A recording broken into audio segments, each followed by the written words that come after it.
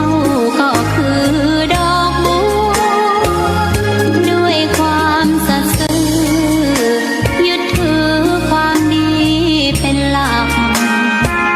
ใครรักไม่รักก็ไม่จมปลักมองมัวเมื่อโผล่พ้นน้ำก็เห็นความงามในตัวไม่ยึดติดในตมชั่วขอเป็นดอกบัวดอกดีใครไม่มองว่าบัวงามเด่นแต่บัวก็เป็นดอกบัวทุกวันอย่างนี้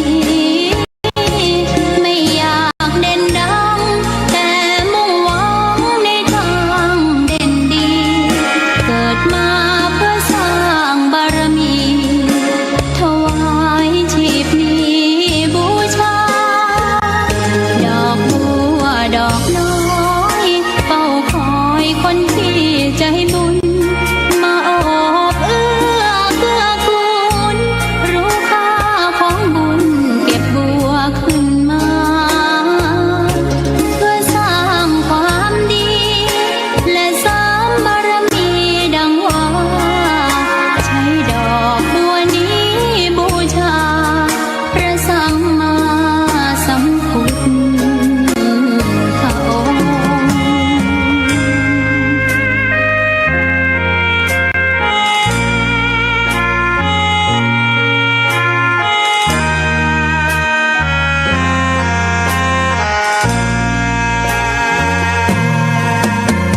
ใครไม่มองว่าบัวงามเด่นแต่บัวก็เป็นดอกบัวทุกวันอย่างนี้ไม่อยากเด่นดังแต่มุ่งหวังในทางเด่นดีเกิดมาเพื่อสร้างบารมีถวายชีพนี้บูชาดอกบัวดอกน้อยเฝ้าคอยคนที่ใจบุญมาโอบเอื้อเกื้อกูลรู้ค่าของบุญเก็บบัวขึ้นมาเพื่อสร้างความดีและเสริมบารมีดังว่าใช้ดอกบัวนี้บูชาพระสัมมาสัมพุทธองค์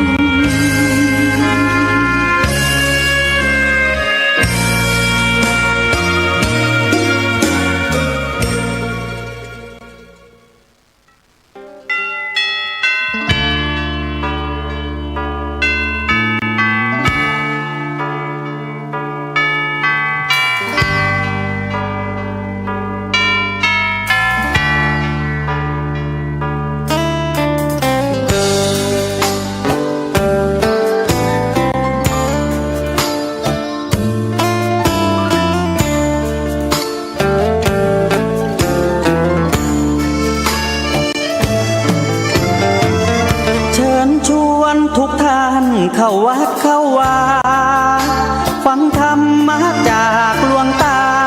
เสริมชีวาให้สุขสดใสยึดมั่นหลักธรรมคำสอนไว้ให้ขึ้นใจความดีรีบทำกันไว้หญิงชายอย่าได้นายนี้ เชิญชวนทุกท่านเข้าวัดเข้าวาทำบุญด้วยจิตศรัทธาผลบุญพาให้เราสุขีจะทำการใดนำใช้ในสิ่งดีดีทำบุญให้ทานวันนี้ไม่มีใครว่าใครชังสมัย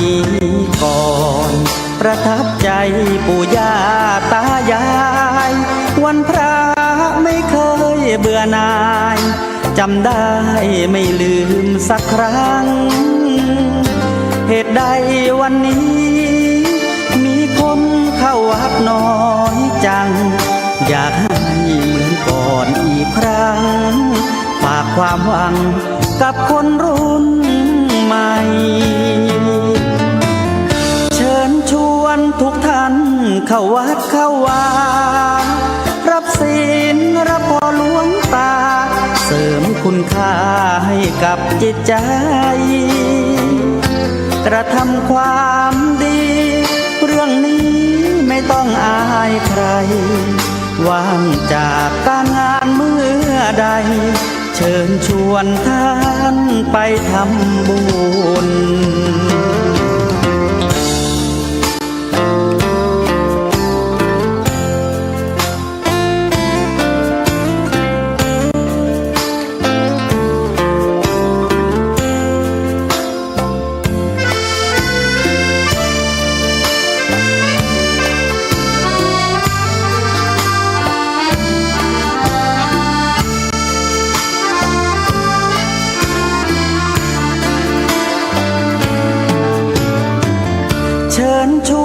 ทุกท่าน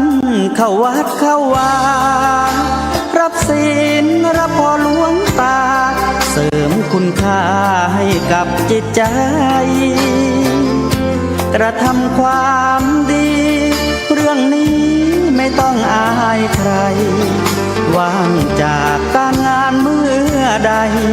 เชิญชวนท่านไปทำบุญกระทำความดีเรื่องนี้ไม่ต้องอายใคร ฝากเพลงเชิญชวนหญิงชายอย่าอายเรื่องการทำบุญ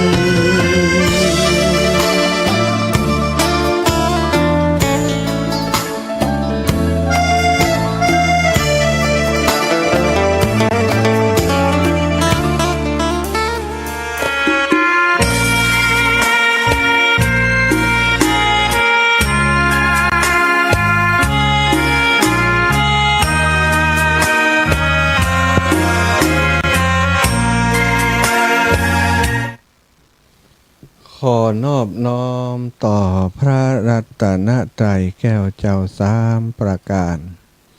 น้อมเอาคุณพระพุทธเจ้า คุณพระธรรมเจ้า คุณพระสังฆเจ้า คุณพระอรหันตเจ้าอริยสงฆ์เจ้าจุตนจุองค์ได้เมตตาแผ่ปารมี มาเป็นนวโลกุตรธรรมปกเก่าเกษาปกห่มรักษา ครูบาอาจารย์พระมหาเถระ พระเถรานุเถระเปื่อนสหธรรมิกสหพรหมจารีทุกรูปทุกองค์ปกห่มรักษาศรัทธาสาธุชนคนดี เท่าแก่อีป่ออีแม่ตั้งหลายทุกท่านทุกคนที่ติดตามรับฟังรายการสารธรรมยามบ่ายตั้งสถานีวิทยุในเครือข่ายคลื่นสีขาวเพื่อชาวประชาซึ่งออกอากาศจากวัดปากตางเจริญอำเภอดอยหล่อจังหวัดเชียงใหม่โดยเมตตาปรมีของครูบาอาจารย์ท่านพระครูอภิวัฒนวิกรมผู้อำนวยการคลื่นสีขาวเพื่อชาวประชาได้เมตตามอบเวลาในช่วงนี้ให้กับพระสงฆ์เผยแผ่พระพุทธศาสนาจังหวัดลำปางได้รับผิดชอบดำเนินรายการวันนี้วันพฤหัสบดีพบปะกับอาตมาภาพพระมหาสมชาติชาตปัญโยวัดบรรพตสถิตอำเภอเมืองจังหวัดลำปางรับผิดชอบดำเนินรายการรายการนี้เป็นรายการธรรมะนะเป็นสาระธรรมเป็นธรรมะที่นำมาฝากมาแบ่งปันกับศรัทธาญาติโยมเป็นธรรมะบรรณาการให้ศรัทธาญาติโยมทั้งหลายได้รับฟังก็เป็นสารธรรมเป็นธรรมะทั่วไปเนาะศรัทธาปล่อยแม่ทั้งหลายวันนี้ตังลำปางบ่แน่ใจดูเข้าไปดูในลิงก์ของสถานีวิทยุวิทยาลัยสงฆ์รู้สึกว่า จะบ่าออกเนาะเดี๋ยวขอเช็คขอติดต่อน้องนัทสถาพรสุตาคำกำเนอเพื่อจะให้ดูว่าลิงก์ทางสถานีเป็นอย่างไรจ้าเนาะบัดได้เช็คดูลูกเบาเจริญปอนลูกเบาอันลิงก์สถานีเฮาดีก็อ๋อดีครับตอนนี้กำลังก็ของตู้ปออยู่ครับอ๋อเหรอทุกปอเข้าไปพอมันมีสัญญาณขึ้นได้สัตว์ตัวในนี่ปกตินะครับอ๋อเหรอโอเคของทุกปอมขึ้นมันคงมีปัญหาอยู่ก็เดี๋ยวบอกว่าท่านพระครูอันซิริจะเข้าก่อถ้ำเข้าก่อเดี๋ยวชั่วโมงที่2ปอจะสแตนบายไว้ถ้าเปิดเข้าก็คงเปิดเนาะลูกเนาะได้เลยสาธุลูกศรัทธาญาติโยมโอเคนะตังลำปางก็ได้ยินอยู่ทุกป่อจบข่าวศรัทธาญาติโยมรอกันมาเมื่อนานนะที่อาตมาเคยพูดกับศรัทธาญาติโยมเวลามันเร็วเพราะว่าเขากำหนดโดยกิจกรรมต่างๆเลยรู้สึกว่าโอ้กะเดียวก็เข้าวาสากะเดียวก็ออกวาสากะเดียวก็มีกฐิน เดียวก็มีงานปล่อยหลวงสปะสเปดสิ้นปีนะสิ้นปีเก่าต้อนรับปีใหม่แล้วก็มาเมษาสงกรานต์เนาะสถายปล่อยแม่ทั้งหลายสงกรานต์เมษาสงกรานต์เมษาบักกี่วันเนี่ยใส่ปล่อยแม่ทั้งหลายกอดโซโลมาถึงเข้าพรรษาเนี่ยมันหมุนเวียนอยู่อย่างนี้เข้าพรรษาออกพรรษากฐินเสร็จกฐินแล้วก็เข้าดาวส่งท้ายปีเก่าต้อนรับปีใหม่ปีใหม่ไทยจบไปบักกี่เดือนก็ปีใหม่เมืองปีใหม่เมืองจบไปก็เข้าพรรษาออกพรรษาป๊อบแป๊บเวลา1 ปีก็หมดไปบัดเดี๋ยวนี้เราหมดไปแล้ว6 เดือนและสถาเดือนที่7เข้ามานี่เนาะเดือนกรกฎาเดือนกรกฎานี้ถือว่าเป็นเดือนที่7ของปี2568ก็เหลือแหมกี่เดือนเองเนาะเดือนที่8ที่9ที่10 11 12นะจบปีแล้วนี่จะเข้าพรรษาอีก3 เดือนก็เดี๋ยวก็แป๊บเดียวนะอีปอยอีแม่ทั้งหลาย3 เดือนนี่นะวันนี้คือวันเข้าพรรษาของฆราวาสญาติโยมศรัทธาท่านเจ้าทั้งหลายก็เข้าถึงเปิ่นถึงตัวอีเตวันนี้ก็คือเป็นวันของส่วนรวมวันพรุ่งนี้ของเป็นวันของส่วนตัว ส่วนตัวของภัยอาจารย์ของตัวของพระสงฆ์องค์สังฆเจ้าวันพรุ่งนี้ก็จะเป็นวันเข้าพรรษาของพระสงฆ์เนาะศรัทธาวันนี้ของศรัทธาญาติโยมอีป่อยอีแม่ได้ไปวัดไปวาทำบุญสุนทรทานได้ไปกินไปทานร่วมกันได้ไปถวายได้ไปถวายเปิดห้องวัดถวายทานไปหาญาติกาวงวานญาติพี่น้องที่หลวงลับมาละนาไปสู่ปาลโลกไปหน้าตามหิตตามห้อยเก่ากองเก่าของโบราณอาจารย์แต่เก่าก่อนโบราณได้แปลงกองไว้ฮือเฮาทั้งหลายเนาะแปลงกองไว้ฮือเฮาทั้งหลายเกี่ยวกับการทำบุญสุนทรทานเวลาเข้าวาสาออกวาสาเปิ่นก็มีตานขันเข้าไปหาญาติกาวงวานพ่อแม่พี่น้องที่ล่วงลับไปแม้กระทั่งถึงคือถึงว่าโอ้เฮามีชีวิตอยู่ได้ทำลายสรรพสัตว์สิ่งมีชีวิตสัตว์น้อยสัตว์ใหญ่มากมายตลอดถึงได้มีความขัดแย้งกับคนโน้นคนนี้ได้ผูกกรรมผูกเวรกันมาอาจจะหลายภพหลายชาติปะกันแล้วจังถึงไข่พอหน้ามัน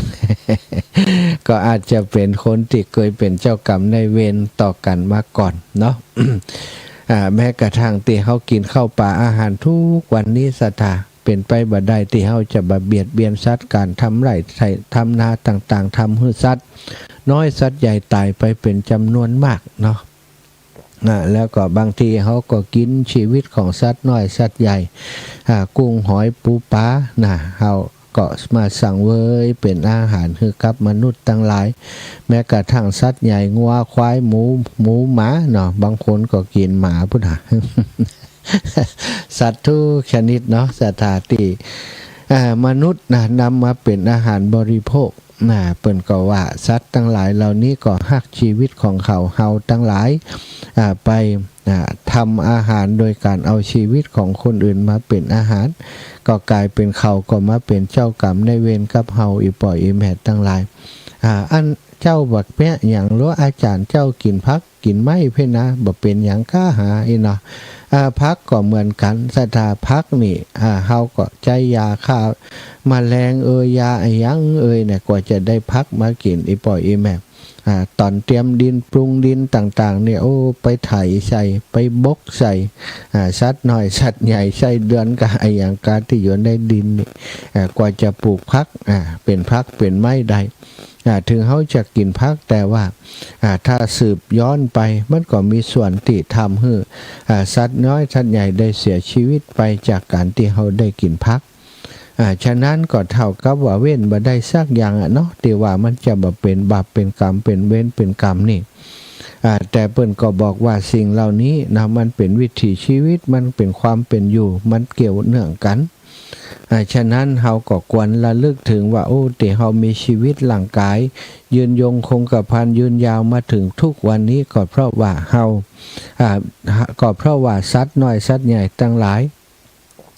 ได้เสียสละชีวิตของเขาเพื่อความเป็นอยู่ของเฮาครอบครัวของเฮาญาติของเฮาและมนุษย์ทั้งหลายนี้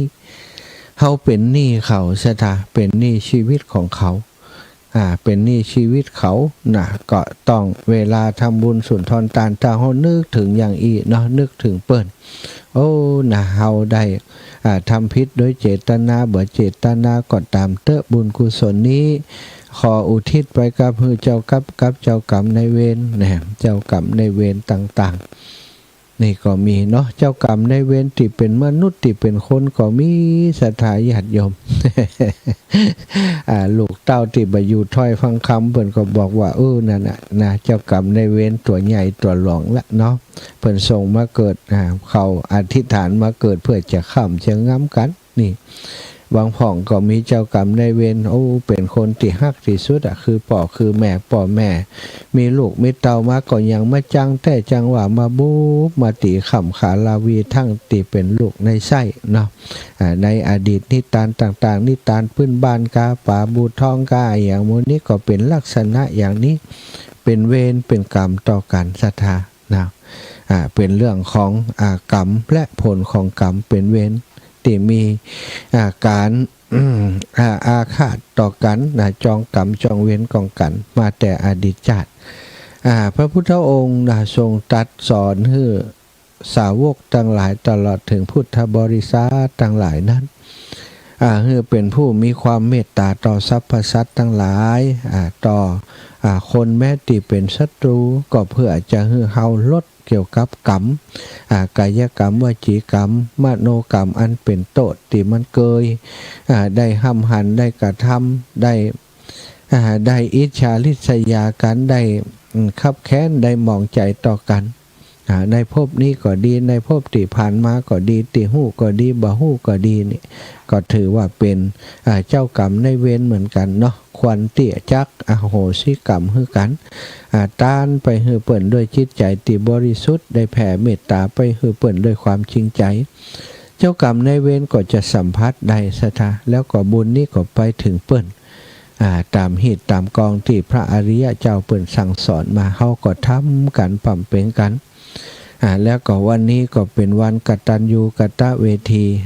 วันที่เฮาทั้งหลายได้แสดงออก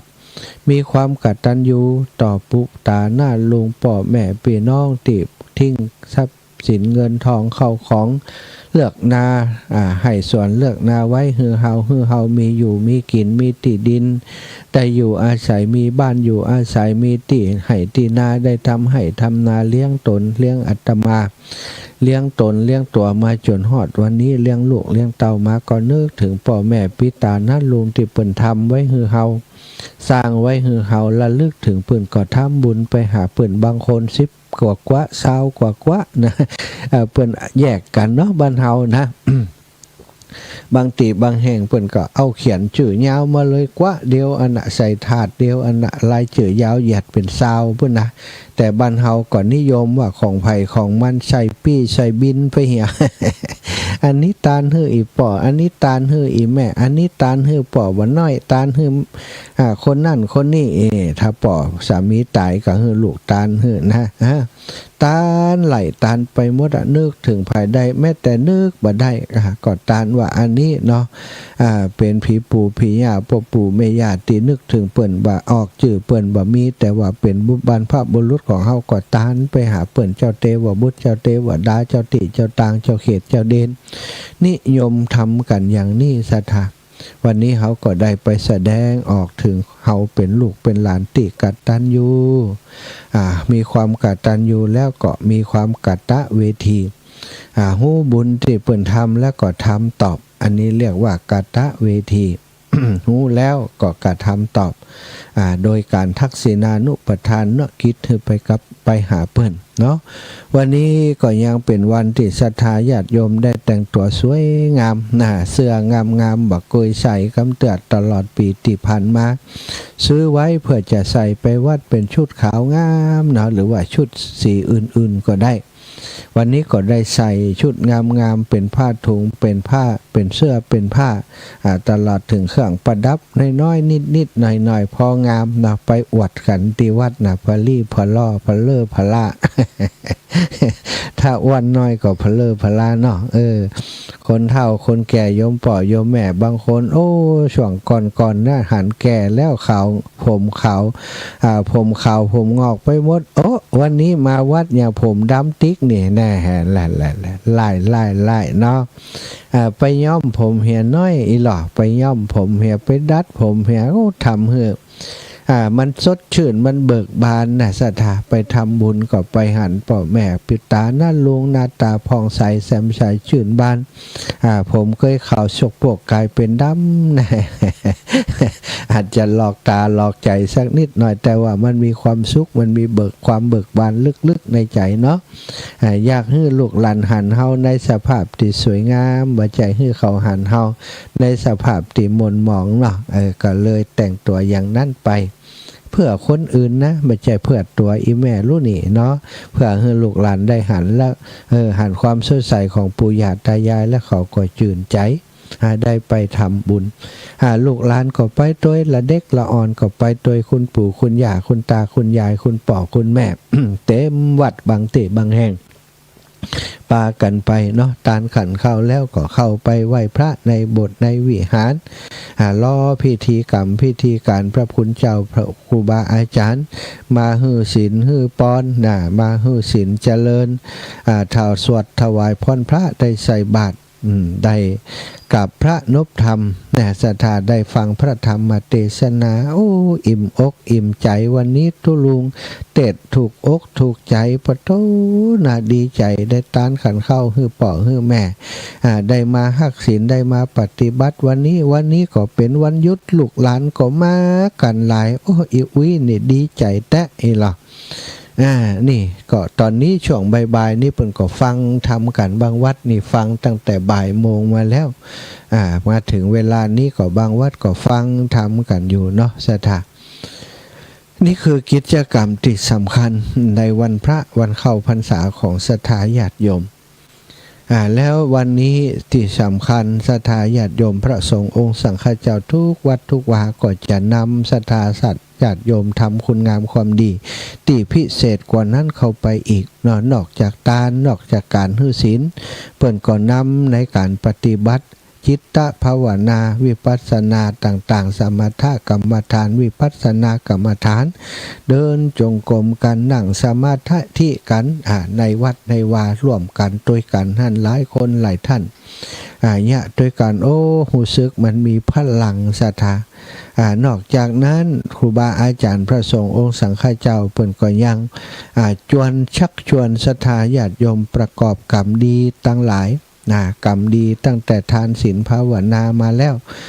จนถึงอธิษฐานจิตตลอดพรรษานี้เพื่อจะลดละเลิกสิ่งที่ตัวเองยังเป็นปัญหากับชีวิตของตัวเองอยู่บางคนปอออกบางคนก็อาจจะติดเหล้ากินเหล้าเป็นประจำช่วงที่ผ่านมา อันนี้เข้าพรรษา3 เดือนครูบาอาจารย์แล้วก็ผู้นำท้องถิ่นก็ชักชวนกันทำโครงการเฉลิมพระเกียรตินี่ล่ะในหลวงรัชกาลที่10นะวันที่28นี่วันที่28เดือนนี้แล้วนะก็จะเป็นวันคล้ายวันพระราชสมภพวันเฉลิมพระชนมพรรษาของพระองค์ท่านก็ชวนกันลดเหล้าเข้าพรรษางดเหล้าเข้าวาสางดละเลิกลดละเลิกอบายมุขทั้งหลายนะอบายมุขต่างแห่งอบายมีอย่างพ่องงดการเที่ยวกลางคืนงดดูการเล่นงดเล่นการพนันนี่สถางดการดื่มสุราเมลัยเครื่องดองของเมาต่างๆนะก็คือคือรักษาศีล5อย่างบริสุทธิ์นี่งดสิ่งหมู่นั้นอธิษฐานจิตอธิษฐานใจทำคุณงามความดีตลอดพรรษาหลายคนศรัทธาเข้าร่วมโครงการแล้วกลับกลายเปลี่ยนพฤติกรรมจากคนที่กินเหล้าเมายาคนทั้งหลายหันก็เอื้อมละอาแม้กระทั่งลูกเต้าครอบครัวก็เอื้อมละอานิสัยของอีป่อโอ้ทำบักกินเหล้านี่ม้วนทำให้ครอบครัวมีความสุขเป็นคนนิสัยดีอารมณ์ดีแต่เวลากินเหล้าเข้ามาเอะอะโวยวายด่าแม่ตีแม่นอตีลูกตีเต้าลูกเต้าห้องกะจองอแงบ่มีความสุขสักวันที่ป่อเมาเหล้ามานอนก็นอนบ่ได้โดนป่อบังคับปุ๊บตีหนีสถากลายเป็นปัญหาของครอบครัวพอเข้าวันษาปุ๊บโอ้พระสงฆ์องค์สังฆเจ้าใจจิตวิทยาในการอูจาในการโน้มน้าวจิตใจคนในหมู่บ้านในชุมชนหันความสำคัญของกิจกรรมเข้าพรรษาจวนกันลดละเลิกอบายามุขเอาศรัทธาพอออกลด1 เดือนบ่ได้ก่อนลองเนี่ยสักอาทิตย์พอลุอธิษฐานพอเนอะอธิษฐานอาทิตย์1ก่อนก็ได้นะแต่ว่าถ้ามันทำได้แล้วก็อธิษฐานเป็น1 เดือนก็ได้2 เดือนก็ได้หรือว่าถึง3 เดือนก็ได้พอออกลองเนี่ยพอเนอะมันจะเป็นประโยชน์กับตัวเฮานะได้พักตับพักปอดนะ อายุจะยืนนะเนาะแล้วก่อนลูกเต้าเข้าปั้นครอบครัวจะได้มีความสุขตั้งอกตั้งใจพอรู้นะถ้าทำได้ก็เป็นการดีนะเป็นบุญใหญ่เลยละเนาะต่อหน้าพระเจ้านี่ต่อหน้าครูบาอาจารย์อาตมาเขานี่อธิษฐานถ้าทำได้เนี่ยโอ้เป็นประโยชน์เป็นอานิสงส์เป็นบุญมหาศาลเนอะโยมเนี่ยโน้มน้าวจิตใจจนโยมหันดีหันงามอธิษฐานด้วยกันเป็นหมู่น่าศรัทธาจนสุดท้ายสามารถลดละเลิกอบายามุขได้กลับมากลายเป็นคนใหม่ของครอบครัวจากป่อตีมีจิตใจกินเหล้ากินยาขี้โคตรขี้มิงพอบักกินเหล้ากินยามาอู้จากับลูกกับเมียช่วยกันช่วยงานภรรยาทั้งบ้านนี่อยู่กันบะแลงกินข้าวด้วยกันพ่อแม่ลูกมีความสุขค่ำคืนมาก็รับนอนอย่างสบายใจเพราะป่อบักกับมาจากกินเหล้าดึกดึงแล้วนอนด้วยลูกด้วยเต้าหันศรัทธาความสุขของครอบครัวก็เกิดขึ้นนี่ประโยชน์ของการเข้าพรรษาของฆราวาสญาติโยมก็จะเป็นอย่างนี้เป็นประมาณนี้ส่วนคนที่เปิ่นหันแตกต่างจากหมู่เฮาก็โจมตีว่าไปสนใจมันอย่างเข้าวาสานี่มันเรื่องของทุกเจ้านะไปพอเลยในธรรมวินัยนี่เรื่องของทุกเจ้าถ้าบ่เข้าวาสาเปิ้นถือว่าเป็นคนที่เป็นพระสงฆ์ที่ไปอยู่ในธรรมวินัยว่าแต่เฮานี่มันมีธรรมวินัยบังคับลูกไปเกี่ยวข้องกับเปิ้นอย่างบ่ต้องลดมันละเพิ่มมันไป กินเหล้าเข้าพรรษาไปเลยเมาเต็มที่เมากันเต็มที่ตึงตั้งวันดาตะวาก็กินเหล้ากินยากันวันนี้มาวัดป้อมได้นะก้มแง่นต่อกันอยู่อันนี้คิดเอาคนเดียวเตอะศรัทธาจะบาปกรรมสักปอกใดสำหรับบุคคลที่คิดอย่างนั้นเขาจะเป็นอย่างนั้นจะคิดอย่างนั้นก็ปล่อยเขาไปศรัทธาสัตว์โลกบ่เหมือนกันนานาจิตต่างเกิดมาด้วยผลบุญกรรมที่บ่เหมือนกันเฮามีบาปน้อยนะสติปัญญาเฮาในด้านของการป้องกันความชั่วมีเยอะแต่ว่าคนที่มีบาปนักเนาะคน จิตตวิญญาณที่มาเกิดเป็นมนุษย์นี่บ่ใจเหมือนกันบางคนมาจากสวรรค์มาจากหมู่เทวดามาเกิดเป็นมนุษย์บางพ่องมาจากเปรตบางพ่องมาจากสัตว์เดรัจฉานเปรตมดกรรมมดเวรสัตว์นรกมดกรรมมดเวรมาเกิดเป็นมนุษย์เฮาจะหารว่าบางภพบางชาตินี่คนนี้เป็นเพชฌฆาตเป็นคนมีจิตใจโหดร้ายแล้วมาเกิดเป็นมนุษย์ก็ยังพกความโหดร้ายนั้นมาพกจิตใจที่หยาบกระด้างนั้นมาคนที่เปิ่นเกิดเคยเป็นมนุษย์ที่ดีสมบูรณ์ด้วยปัญญาสติปัญญาทำบุญแต่จัดก่อนพบก่อนไปเกิดเป็นนางฟ้าไปเกิดเป็นเทพพระบุตรไปเกิดเป็นเทวดาอยู่บนสวรรค์สถาเมื่อเปิ่นลงมาเกิดเปิ่นก่อนลึกถึงบุญของเปิ่น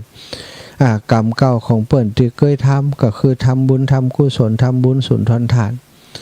ทางด้ามฟังธรรมต่างๆก็เลยพอมาเกิดในชาตินี้นะก็สนใจไฟใจเขาจะหันว่าบางคนละอ่อนบางคนนี่ศรัทธาใส่ใจในการรักษาศีลในการปฏิบัติธรรมมาแต่น้อยไปโดยปอดโดยแม่ไปนั่งสมาธิในวัดเป็นสิ่งที่หลายคนว่าอัศจรรย์จริงหนอทำไมเขาถึงทำได้อย่างอันสอนลูกได้อย่างอันศรัทธาบัจจัยอยู่ที่การสอนอย่างเดียวอยู่ที่บุญเก่าของเขาติดตามมาเขามาเกิดในครอบครัวติดดีแล้วเขาก็เป็นคนดีเปล่งรัศมีของคุณงามความดีได้ทำอย่างนั้นนะเฮาตั้งหลายหันลูกหลานทำอย่างนั้นก็ชื่นใจเฮาชมชอบคนที่กระทำคุณงามความดีเมื่อเฮาชมชอบเฮาก็ต้องปฏิบัติในกล่องของคุณงามความดีนั้นเนาะกล่องของคุณงามความดีนั้นพระพุทธองค์ทรงตรัสไว้สอนเฮาว่าเป็นโอวาทปฏิโมกข์สัพพะปาปัสสะอาการนังกุศลูปสัมปทาสัจิตะปริโยทะปนังสัทธาเธอทั้งหลายสัพพะปาปัสสะอาการนังบาปทั้งหลายทั้งปวงจงอย่าทำบาปอกุศลและกรรมบททั้ง10ประการนั้นการทำชั่วโดยกายโดยวาจาโดยใจต่างๆนั้นขออย่าไปทำเพราะบาปเป็นของห้อนทำแล้วก็จิตใจก็เร่าร้อนเดือดร้อนถึงเพื่อนถึงตัวเองจะเดือดร้อนก่อนนี่ศรัทธาคนจิตใจอาฆาตพยาบาทมันก็เผาตัวเฮาล้นตัวเฮานี่เดือดร้อนก่อนไปรังแกผู้อื่นเอาความพยาบาทอาฆาตไปทำร้ายผู้อื่นก็จะเกิดความทุกข์ขึ้นมากลับไปกลับมาเป็นความทุกข์ที่กลับไปกลับมาเดือดร้อนอยู่อย่างนั้นเปิดห้ามสัพพะปาปัสสะอาการนังกุศลสุปสัมปทาจงยังกุศลให้ถึงพร้อมกุศลตั้งหลายก็กุศลกรรมบทตั้ง10ประการกองแนวทางแห่งการทำกุศลให้ถึงพร้อมยังกุศลให้ถึงพร้อมการฟังน้ำฟังธรรมก็เป็นกองบุญกองกุศลอย่างหนึ่งการเป็นผู้อ่อนน้อมถ่อมตนการเป็นผู้ขวนขวายในการทำบุญสุนทรทานการเป็นผู้อ่อนน้อมต่อคนผู้สูงอายุสมณะชีพราหมณ์พ่อแม่ของเราก็เป็นช่องทางของการเกิดกุศลอย่างหนึ่งการฮื้อต้านการรักษาศีลการปฏิบัติจิตภาวนาก็เป็นกองแห่งกุศลกรรมอย่างหนึ่งศรัทธาสิ่งเหล่านี้พระองค์ทรงแนะนำให้สาวกทั้งหลายพุทธบริษัททั้งหลายเจริญให้เยอะที่สุดก็คือทำให้มันมีนักที่สุดทานศีลภาวนาการเป็นผู้ขวนขวายในบุญกุศลเป็นผู้อ่อนน้อมถ่อมตนเป็นผู้ฟังธรรมอยู่เนืองนิดเป็นผู้ที่มีสัมมาทิฏฐิความเห็นถูกต้องความเห็นถูกต้องตามทำนองของธรรมทำดีได้ดีทำชั่วได้ชั่วกรรมย่อมกรรมทำกรรมดีย่อมได้ผลเป็นกรรมดีทำกรรมชั่วย่อมได้เป็นผลเป็นกรรมชั่วศรัทธากรรมชั่วทำแล้วร้อนกรรมดีทำแล้วมีความสุขสนุกสบายใจเย็นใจแล้วสุดท้ายพระองค์ก็บอกว่าเต้าอันยังบ่พอชาวพุทธที่แท้จริงต้องพยายามขัดเกลาชำระจิตใจของเฮาทำไมต้องชำระเพราะว่าจิตใจของเฮานั้นตั้งแต่เกิดมาถึงบัดเดี๋ยวนี้มันสร้างสมสิ่งที่เป็นอกุศลมามากมายศรัทธาจิตของเฮามีการติโน้มเอียงไปทางที่ต่ำอยู่เสมอเนาะเป็นจิตที่ยังขุ่นมัวเป็นจิตที่ยังแบบผ่องใสถึงเขาจะทำบุญต่อใด บางเตื้อจิตภายในมันยังบ่ผ่องใสมีความโลภความโกรธความหลงชักใยอยู่เบื้องหลังหลักเงาของกิเลสตัณหาความอยากความปรารถนาในสิ่งต่างๆยังมีเต็มเปี่ยมในจิตใจเฮาทำให้บางครั้งบางทีก็ทำคุณงามความดีก็ยังกระวนกระวายในใจอยู่จะต้องทำอะไรยังเพื่อจะให้จิตใจมันสงบนิ่งนั่นก็คือการขจัดปัดเป่าสิ่งอันเป็นมลทินแห่งจิตใจออกไปนิวรณ์ต่างหากกามฉันทะพยาบาทถินะมิทะอุทจจะกุกุจจะวิจิกิจฉาต้องขจัดมันออกไปอันนี้คือคำสอนในพระพุทธศาสนาเป็นโอวาทของพระพุทธเจ้าที่สอนแก่ภิกษุสงฆ์และก็พุทธบริษัททั้งหลายเราจะต้องน้อมระลึกถึงนำมาปฏิบัติหือใดเนาะศรัทธาญาติโยมได้มากน้อยต่อใดก็ต้องทำหือใดต้องทำหือมีขึ้นโดยเฉพาะในช่วงพรรษาการ3 เดือนนี้เนาะทำหือดีที่สุดเพราะว่าเราต้องเข้าวัดรักษาศีลต้องปฏิบัติธรรมบางทีก็7 วัน8 วันเตื้อบางคนก็15 วันเตื้อนาไปวัดก็ขอให้ทำอย่างต่อเนื่องทำให้เป็นประจำจะได้เกิดสิ่งอันเป็นบุญเป็นกุศลแก่ตนตัวแห่งเฮาเนาะการทำบุญอย่างต้องทำหู้จักการทำบุญที่ถูกต้องนะการทำบุญศรัทธาต้องหู้จักประหยัดแล้วก็ต้องหู้จักฉลาดในการทำบุญในวันเข้าพรรษาในช่วงก่อนเข้าพรรษาและวันนี้เป็นช่วงที่เข้าพรรษาแล้วเป็นช่วงที่เฮาชาวพุทธจะต้องงดทำสิ่งที่บดีแล้วก็มาตั้งหน้าตั้งตาทำความดีกันอย่างจริงจังชาวพุทธควรทำบุญอย่างประหยัดอย่าให้มีการสูญเปล่าขึ้นในการทำบุญเมื่อจะทำบุญทุกครั้งควรไตร่ตรองให้ดีว่าควรทำหรือไม่ควรทำในบุญกุศลนั้นควรทำเมื่อหันว่าควรทำแล้วก็ควรจะวางแผนทำอย่างประหยัดโดย อย่างให้เข้าแบบทำบุญครั้งหนึ่งเททิ้งเหี่ยครึ่งหนึ่งทำบุญครึ่งหนึ่งเททิ้งครึ่งหนึ่งอย่าทำบุญด้วยศรัทธาเพียงอย่างเดียวเปิ้นบอกว่าต้องใจปัญญาพิจารณาโดยขอให้ศรัทธาและปัญญาเป็นไปปอๆกันให้มันจังแล้วเสมอกันศรัทธามีความศรัทธาฮือตานแล้วก็ต้องมีปัญญากำกับโดยศรัทธา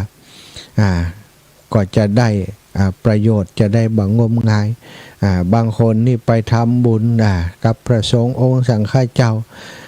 เอาหมากเมียงเอาปุรีไปถวายพระสงฆ์องค์สังฆเจ้าอย่างเงี้ยเนาะพระอันยาได้แย่อย่างอันอันคนตายเปิ้นมักอีหล่ะ โอ้ศรัทธาไปกึดอย่างนั้นเนาะที่เปิ้นมักนี่มันบุญนี้มันจะไปเป็นปุรีแล้วไปเป็นอันตายไปแล้วเปิ้นจะไปมักปุรีอย่างแหมเหมาะศรัทธาทานอาหารดีๆแก่พระสงฆ์องค์สังฆเจ้าเปิ้นฉันแล้วก็บ่จำเป็นต้องเป็นของที่มันเป็นอบายามุขสมมุติว่าเขามักเหล้าห่มตาลเหล้านะเอาเหล้าไปตาลเป็นลังอย่างใดเนี่ยมันมักเหล้าเอาตุเจ้ากดสัตว์เป็นลังเป็น อาจารย์ก็ว่าไปเลยนี่ว่าเล่นบ่ได้นะเขาก็เอาสิ่งที่ดีไปถวายพระสงฆ์องค์สังฆเจ้าอาหารพวกนี้พระสงฆ์องค์สังฆเจ้าฉันแล้วมีกำลังวังชาของใจต่างๆเอาไปถวายเปิ้นก็เกิดประโยชน์แก่การใจสอยในพระพุทธศาสนาเนาะว่าได้ครับพระอาจารย์ครับนมัสการครับผมครับว่าเอาของมาส่งมีพัสดุมาส่งครับอยู่ที่ไหนบัดเดียวอยู่ที่ไหนตอนนี้ลูกอยู่เส้นลักหมู่บ้านนี่ครับเส้นลักหมู่บ้านถ้าเข้ามาถึงก็บีบแต่เนอะอาจารย์จัดรายการอยู่บีบแต่ตินเลยนากุติเนอะตั้งหลุมให้นะเจ้าสัตว์ตุลูกศรัทธาญาติโยมเนาะว่าเดียวก็ซื้อของง่ายเนาะสั่งไปเขาก็เอามาส่งบ่ต้องไปห้างเนอะ สบายสะดวกของใจที่จำเป็นซะท่าอันอย่างที่จำเป็นพอแล้วมันราคาแบบแพงอีนะก็ซื้อมาไว้ใจกับวัดกับวาพ่องอย่างพ่องว่ากันไปเนาะตะกี้ถึงเรื่องการฉลาดในการทำบุญเนาะเขาต้องใจปัญญาตัวนะ จะตานอายังก็ตานที่มันเกิดประโยชน์กับวัดกับวาอย่างปัจจุบันนี่โอ้ศรัทธาเข้าใจหนักขึ้นตานเตียนพรรษาเปิ้นก็เอาหลอดไฟไปตานเตียนก็เอาไปเป็นแบบเห็นน้อยหนึ่งเป็นหีดเห็นน้อยหนึ่งเตียนเล่มแบบปอใหญ่แต่อย่างอื่นก็เพิ่มเข้ามาหลอดโซลาร์เซลล์กาไฟฟ้าหลอดไฟฟ้ากาอย่างโอ้ถือว่าเป็นการใช้ปัญญาในการทำบุญบางคนก็เจริญไปกว่านั้นนะโอ้ถวายอันเป็นกับไฟฟ้าเนอะอาจารย์ไฟฟ้าติดใจกับวัดกับวานี่ตรงเลยนะสัทธากาไฟฟ้ากาอย่างต่างๆในวัดนี่โอ้บางวัดบางวาเป็นหมื่นนะที่วัดบรรพตก็เป็นหมื่นนะใจหลายอย่างเนาะศรัทธาญาติโยมใจเวลาเปิดมาปฏิบัติธรรมก็เปิดตลอดนะโน่นนั่นนี่พัดลมกายังกานี่มีการจ่ายถวายเป็นการน้ำกับไฟนี่ตรงที่สุดเลยศรัทธาได้บุญใหญ่เพราะเพราะครูบาอาจารย์ต้องจ่ายกับไฟแล้วแสงสว่างคือไฟนั้นได้ใช้ในทุกกิจกรรมของวัดนะหลายคนก็อธิษฐานหรือว่าปวารณากับครูบาอาจารย์ว่าข้าเจ้าขอเป็นเจ้าภาพกาไฟฟ้าเดือนนี้เนอะอาจารย์เนอะนะเลยว่าขอร่วมสมทบเป็นเจ้าภาพไฟฟ้าตลอดปีเดือนละเต่าอีเนอะจะโอนเข้าบัญชีของวัดเนอะเจ้าอย่างนี่เป็นการใช้ปัญญาในการทำบุญศรัทธาอิปอยอิเมตทั้งหลายเป็นผู้ฉลาดในการทำบุญเนาะก็ไม่จำเป็นต้องนักหนาอย่างแค่30นะเดือนหนึ่งที่เฮาเอามาถวายร่วมนี่ก็ถือว่าได้บุญนะได้เป็นแสงสว่างกับวัดกับวาแสงไปสว่างแห่งปัญญาของเฮาก็จะเกิดขึ้นขจัดปัดเป่าความทุกข์โรคภัยไข้เจ็บคือมาลายหายไปได้เนาะศรัทธาชาวพุทธในเมืองไทยทุกคนก็ต้องเข้าใจชักจูงให้ทำบุญทำทานด้วยศรัทธามาเมื่อนานแล้วควรจะขอร้องให้ทำด้วยปัญญากันพ่องคือเพิ่มปัญญาลงไปโดยอันที่จริงก็ถูกต้องละตรงตามคำสอนของพระพุทธเจ้าอยู่แล้วเพราะการสอนศรัทธาทรงสอนศรัทธาไว้ถ้ามีศรัทธาตั้งมั่นก็ต้องมีศรัทธากำกับไว้เสมอก่อนมาอ่านชาวพุทธจะถูกชักจูงไปในทางที่งมงายทำให้บุญตานของเฮาที่ทำไปสูญเปล่าเงินทองเข้าของสมัยนี้ก็แป้งขึ้นทุกวันทุกเดือนมีคนตีนแล้วขออนุญาตเนอะศรัทธาแป๊บเดียวจะมาเนาะเดี๋ยวจะมาเนอะแป๊บเดียว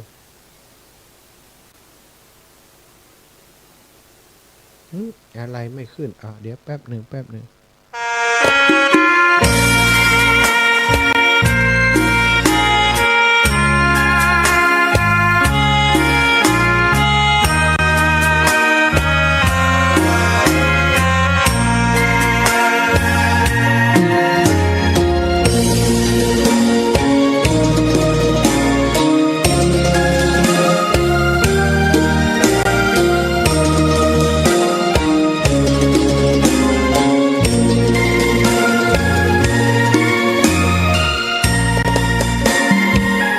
ดอกบัวดอกหนึ่งตึงใจไว้เพื่อบูชาแด่องค์พระศาสดาสัมมาสัมพุทธเจ้ามีความงามเงียบไม่เปรียบเทียบเขาเทียบเราใครมองไม่งามช่างเขาแต่เจ้าก็คือดอกบัวด้วยความสัตย์ซื่อยึดถือความดีเป็นหลักใครรักไม่รักก็ไม่จมปลักมองมัวเมื่อโผล่พ้นน้ำก็เห็นความง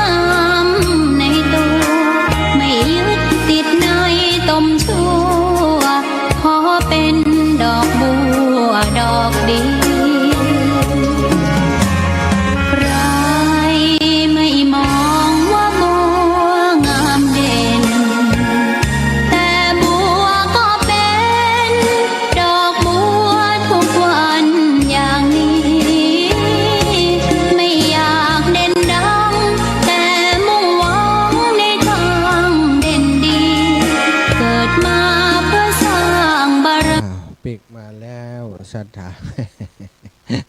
ไปแป๊บเดียวเนาะปีกมาแล้วเอ้าศรัทธาญาติโยมเนาะก็สรุปว่าเข้าพรรษานี้จงช่วยกันทำคุณงามความดีทำบุญสุนทรทานกินทานต่างๆด้วยศรัทธาแล้วก็ปัญญาเนาะเหตุการณ์ต่างๆเกิดขึ้นเป็นเรื่องราวที่ทำให้ชาวพุทธทั้งหลายสบายอกสบายใจเรื่องของพระสงฆ์องค์สังฆเจ้าที่มีปัญหาเนาะมีปัญหาเกี่ยวกับมาตุคามหรือว่ามีปัญหาเกี่ยวกับผู้หญิงซึ่งปัจจุบันนี้เปิ่นก็ศึกษาลาเพศไปแล้วเป็นพระสงฆ์จันทร์ผู้ใหญ่ทั้งนั้นหลายคนก็ทำให้ศรัทธาบางคนที่มองด้านเดียวเนาะก็โกรธเกลียดไปหมดบัดทำบุญสุนทรทานบัดกินบัดทานนะตัวเจ้ามันเดียว บัดดีสักคนนะ ก็พลอยทำให้ศรัทธาเสียประโยชน์เนาะในการสร้างบุญสร้างกุศลของตัวเองคนบดีย่อมจะถูกกำจัดไปโดยธรรมวินัยของพระพุทธเจ้าศรัทธา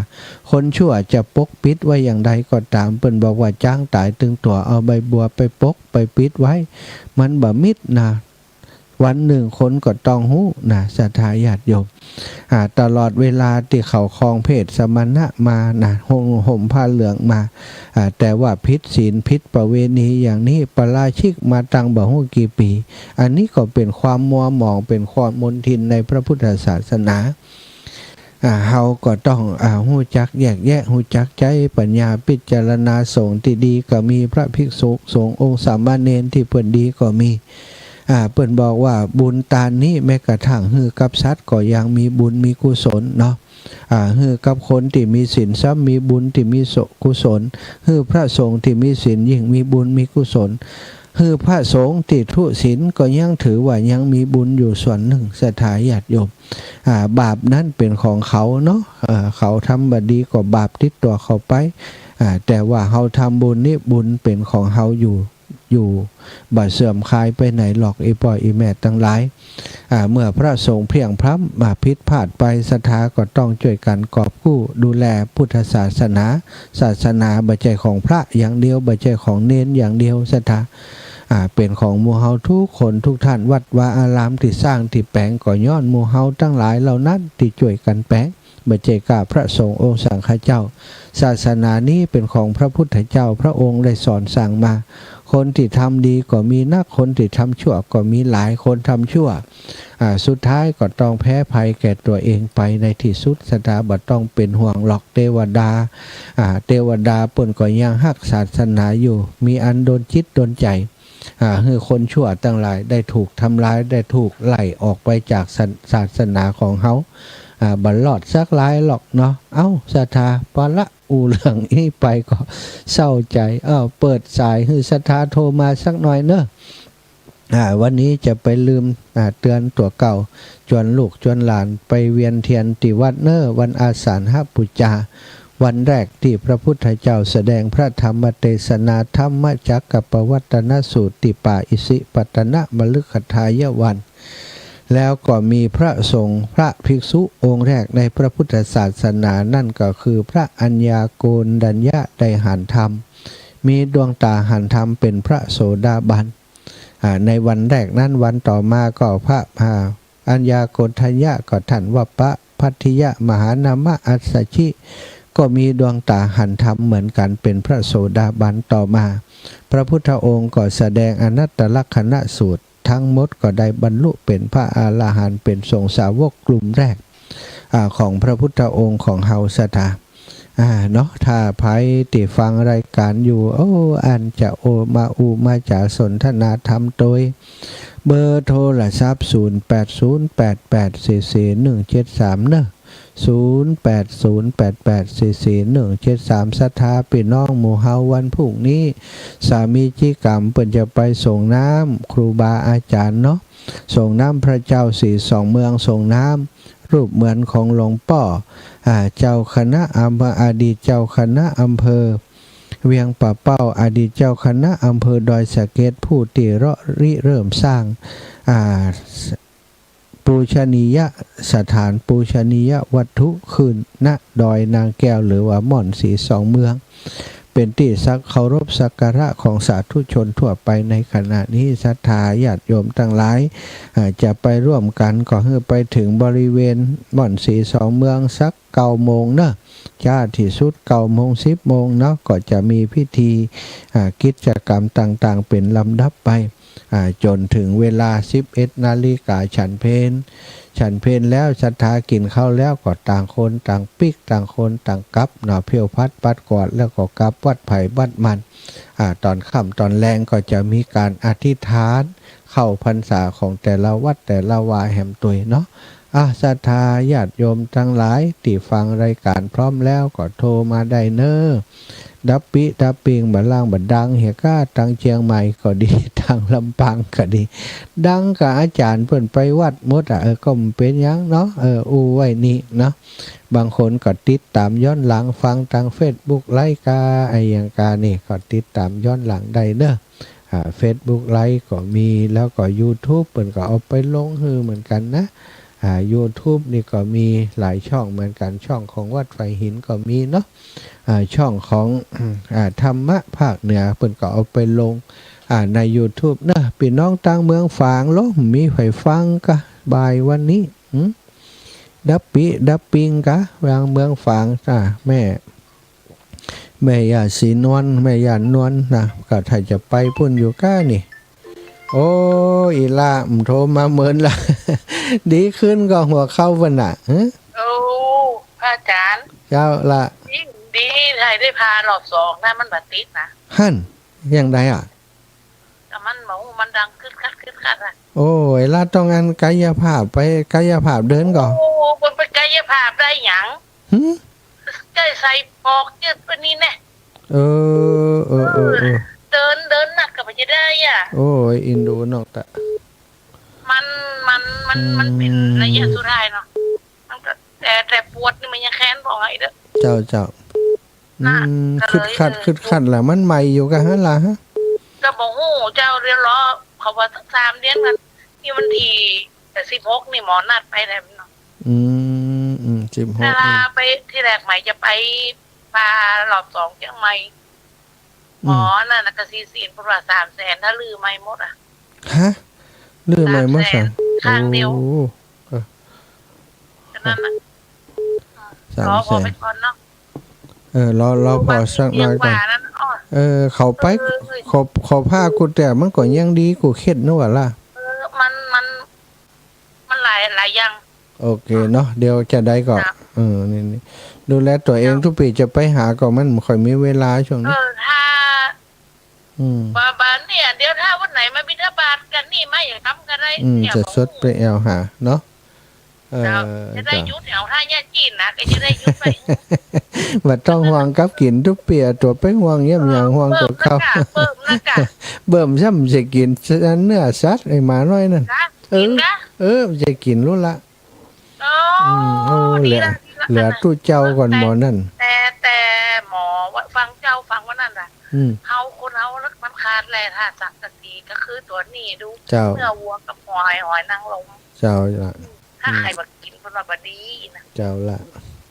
นั่นน่ะเจ้าไปสารนี่ดูแลตัวเองคือถึงอยู่สัตว์ตัวละ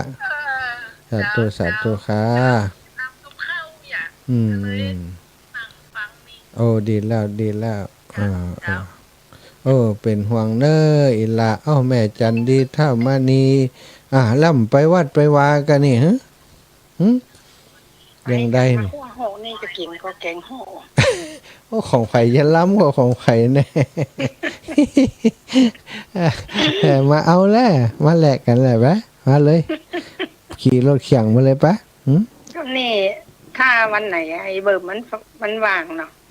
บอกมันมาหาไปแม่ไว้พอพระเจ้าที่ว่าพระจันเจ้านะว่าที่กอค้านี่ถูกเนี่ยไหนที่กอค้าเนี่ยแม่ก็ยังโหว่าตัดไหนนะอันนี้กะของอย่างก็นี่กะว่าอันนี้ไอ้อันนนเนี่ยไอ้แม่เนาะเพราะว่ามันถูกกินเนี่ย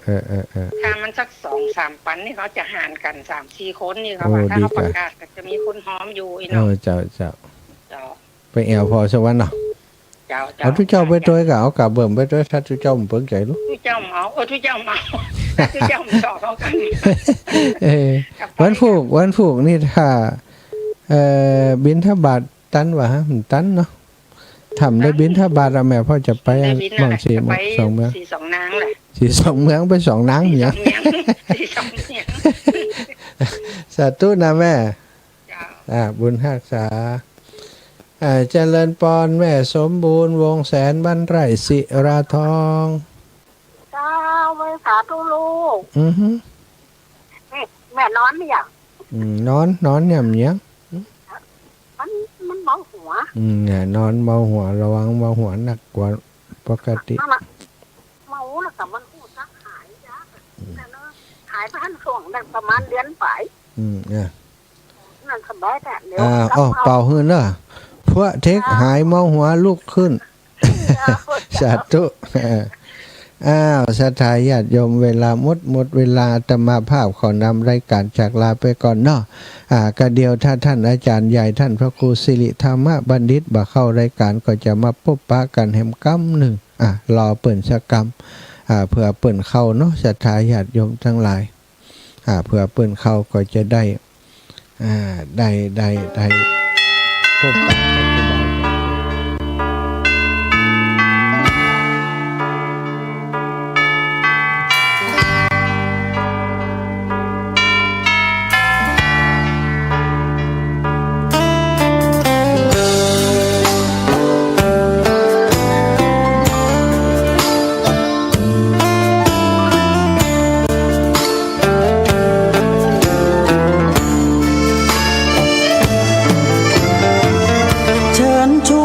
ทุกท่านเข้าวัดเข้าวา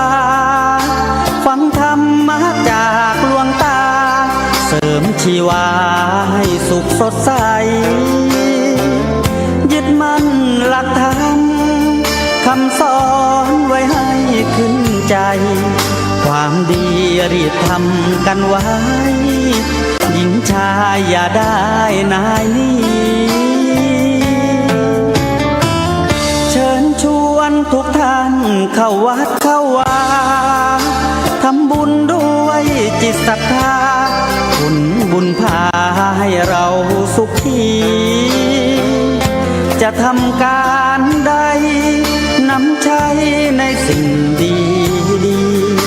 ทำบุญให้ทานวันนี้ไม่มีใครว่าใครชัง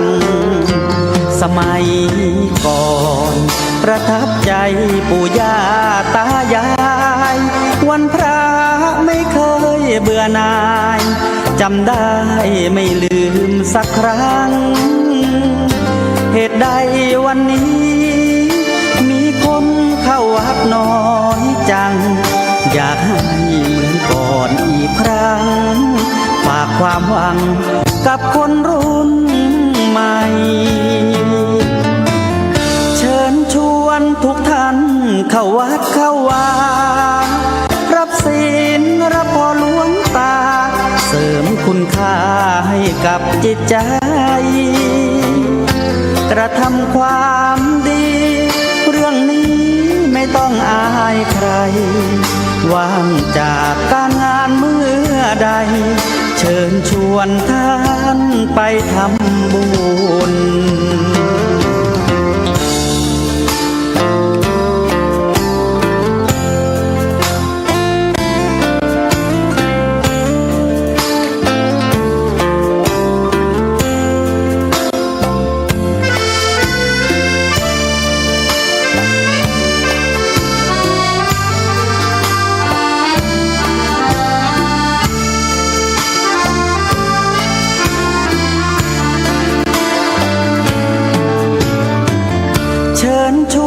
ทุกท่านเข้าวัดเข้าวารับศีลรับพรหลวงตาเสริมคุณค่าให้กับจิตใจกระทำความดีเรื่องนี้ไม่ต้องอายใครว่างจากการงานเมื่อใดเชิญชวนท่านไปทำบุญกระทำความดีเรื่องนี้ไม่ต้องอายใครฝ ากเพลงเชิญชวนหญิงชายอย่าอายเรื่องการทำบุญ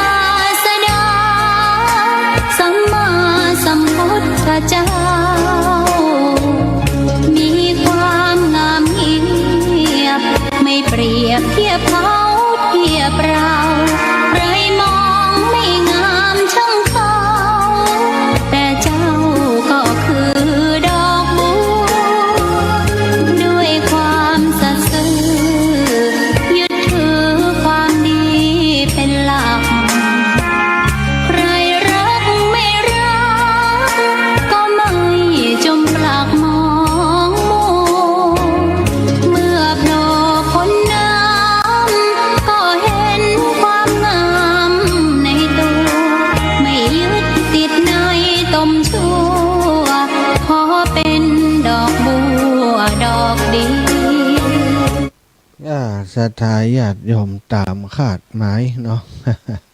ครูบาอาจารย์หมดได้เข้ารายการกลายเป็นเพลงขึ้นมาเวิ้งไม่เป็นไรรับผิดชอบนั่งหน้าไม้อยู่ต่อเพราะว่ารายการนี้ดังไปถึงเชียงใหม่พุ่นเด้อต่างเชียงใหม่ก็สัญญาณอยู่เช็คน้องเจเจก่อนนะเจเจก็สัญญาณอยู่ก็จ้าเด้อทางเชียงใหม่เจเจเช็คก็สัญญาณอยู่ก็ของคลื่นสีขาวเพื่อชาวประชาก็สัญญาณอยู่ก็บอกก็เนาะว่าอย่างไรดังใดดับปิ้งเด้อน้องเจเจก็สัญญาณอยู่ก็ตังเชียงใหม่ลองก็อยู่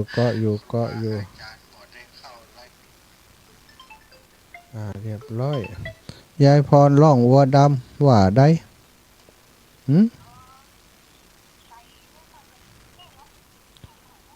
ถ่ายทอดอยู่เนาะโอเคยายพรปะกันเนาะสาธุฟังต่อขอบคุณยายพรทุกคนที่ติดตามอยู่ในขณะนี้นะชั่วโมงที่2ขอเล่านิทานดีกว่าเนาะ อูธรรมะไปแล้วรู้เนาะอูธรรมะอูเรื่องราวของบุญกุศลสารธรรมที่เกี่ยวเนื่องกับวันเข้าพรรษาของฆราวาสญาติโยมศรัทธาญาติโยมทั้งหลายในชั่วโมงที่ผ่านไปนะหลักการวิธีการสิ่งต่างๆที่เราทำกันควรจะมีศรัทธาประกอบไปด้วยปัญญาจึงจะทำให้บุญกุศลเกิดอย่างเต็มที่บ่ใช่ทำบุญเตื้อเนื่องกินเกิงขว้างเกิง ได้บุญน้อยเดียวเนาะก็ควรจะทำบุญให้มันเป็นบุญเป็นกุศลทั้งหมดนั้นนะแล้วก็ทำบุญก็เลือกทำเห็นน้อยนะทำกับ เลือกทำให้มันถูกฝ่าถูกตัวทุกคนถูกอย่างก่อนแล้วแต่เนาะทำถวายแก่สงฆ์ทานถวายแก่สงฆ์มุ่งประสงค์แก่บุคคลบางครั้งบางทีบุญกุศลอานิสงส์มันน้อยสถาทำแก่สงฆ์ถวายแก่สงฆ์เกิดอานิสงส์เกิดบุญเยอะช่วงเข้าพรรษาครูบาอาจารย์เพิ่นอยู่จำพรรษาประจำที่ประจำดินลูกพระลูกเนนก็มีนักมีหลายช่วยกันอนุเคราะห์สงเคราะห์เอาไปวัดไปวาดถวายกับข้าวกับปลาภัตตาหารตลอดถึงผ้าอาบน้ำฝนก็ดีออกวาสาเป็นเจ้าภาพกฐินถวายผ้ากฐินด้วยกันก็ดีเหล่านี้ล้วนเป็นที่เกิดเป็นบ่อเกิดแห่งบุญแห่งกุศลทั้งนั้นช่วงนี้เนาะช่วงจะเข้าพรรษาช่วงวิสาสาฬหปูชาทุกปีก่อนที่จะถึงวันนี้ประมาณ1 เดือนศรัทธาญาติโยมลองเสาะพอเตข่าวเรื่องพระสงฆ์องค์สังฆเจ้าข่าวเรื่องของพุทธศาสนาเอามุมที่มันบดีบงามมันจะเยอะมากมายมีแต่เรื่องเนาะอันนี้ก็แปลกเหมือนกันเป็นอาถรรพ์อย่างหนึ่งเหมือนกันเนอะปีนี้เจอกับพระคุณเจ้าพระผู้ใหญ่เนาะที่ผ่านมาพระผู้ใหญ่จันเทพนี่ก็ถือว่ามียศตำแหน่งสูงนะสถาเป็นระดับจันเทพละพระราชาคณะเปิ่นจะมีตั้งแต่พระครูสามุพระครูสัญญาบัตรพระครูจันตรีจันโทจันเอกแล้วก็ขึ้นไปเป็นพระราชาคณะจันราชจันราชพิเศษเนาะแล้วก็จะเป็นราชาคณะจันเทพเรียบร้อยก็เป็นจันธรรมเรื่องราวที่เกิดขึ้นกับวงการสงฆ์นี่มันได้สะกิดเตือนใจชาวพุทธของเฮาได้เป็นอย่างดีเนาะเฮาจะไปปากันละเลยบ่ได้นะพระสงฆ์องค์สังฆาหันว่าเป็นพระสงฆ์องค์สังฆาพระผู้ใหญ่แล้วบ่มีปัญหาอะไรอย่างอีกนะก็บันแน่ลอกอันนี้ก็ปัญหาเกิดกับพระเถระผู้ใหญ่ทั้งนั้นเลยแล้วก็คนเปิ่นบอกว่าคนที่พกที่พองอยู่นี่มันฉลาดนะมันเก่งอย่างที่เรื่องราวที่เกิดขึ้นนี่ผู้หญิงคนเดียวเนี่ยปราบพระถึง7-8 รูปเป็น10 กว่ารูปเขาบอกในตามที่แต่ว่าซึกไปแล้วก็หลายคนศรัทธา ปราบพระเถระชั้นผู้ใหญ่ถึงนั้นเพราะว่าชั้นผู้ใหญ่นี่บ่ค่อยระวังตัวเนาะแล้วก็อีกอย่างหนึ่งก็คือพระผู้ใหญ่นี่ตามตรงก็มีปัจจัยเยอะมีสตังค์หลายศรัทธาญาติโยมปะสรรเสริญเยินยอเนาะไปหายไปหอมเปิ่นไปพระเถระผู้ใหญ่นี่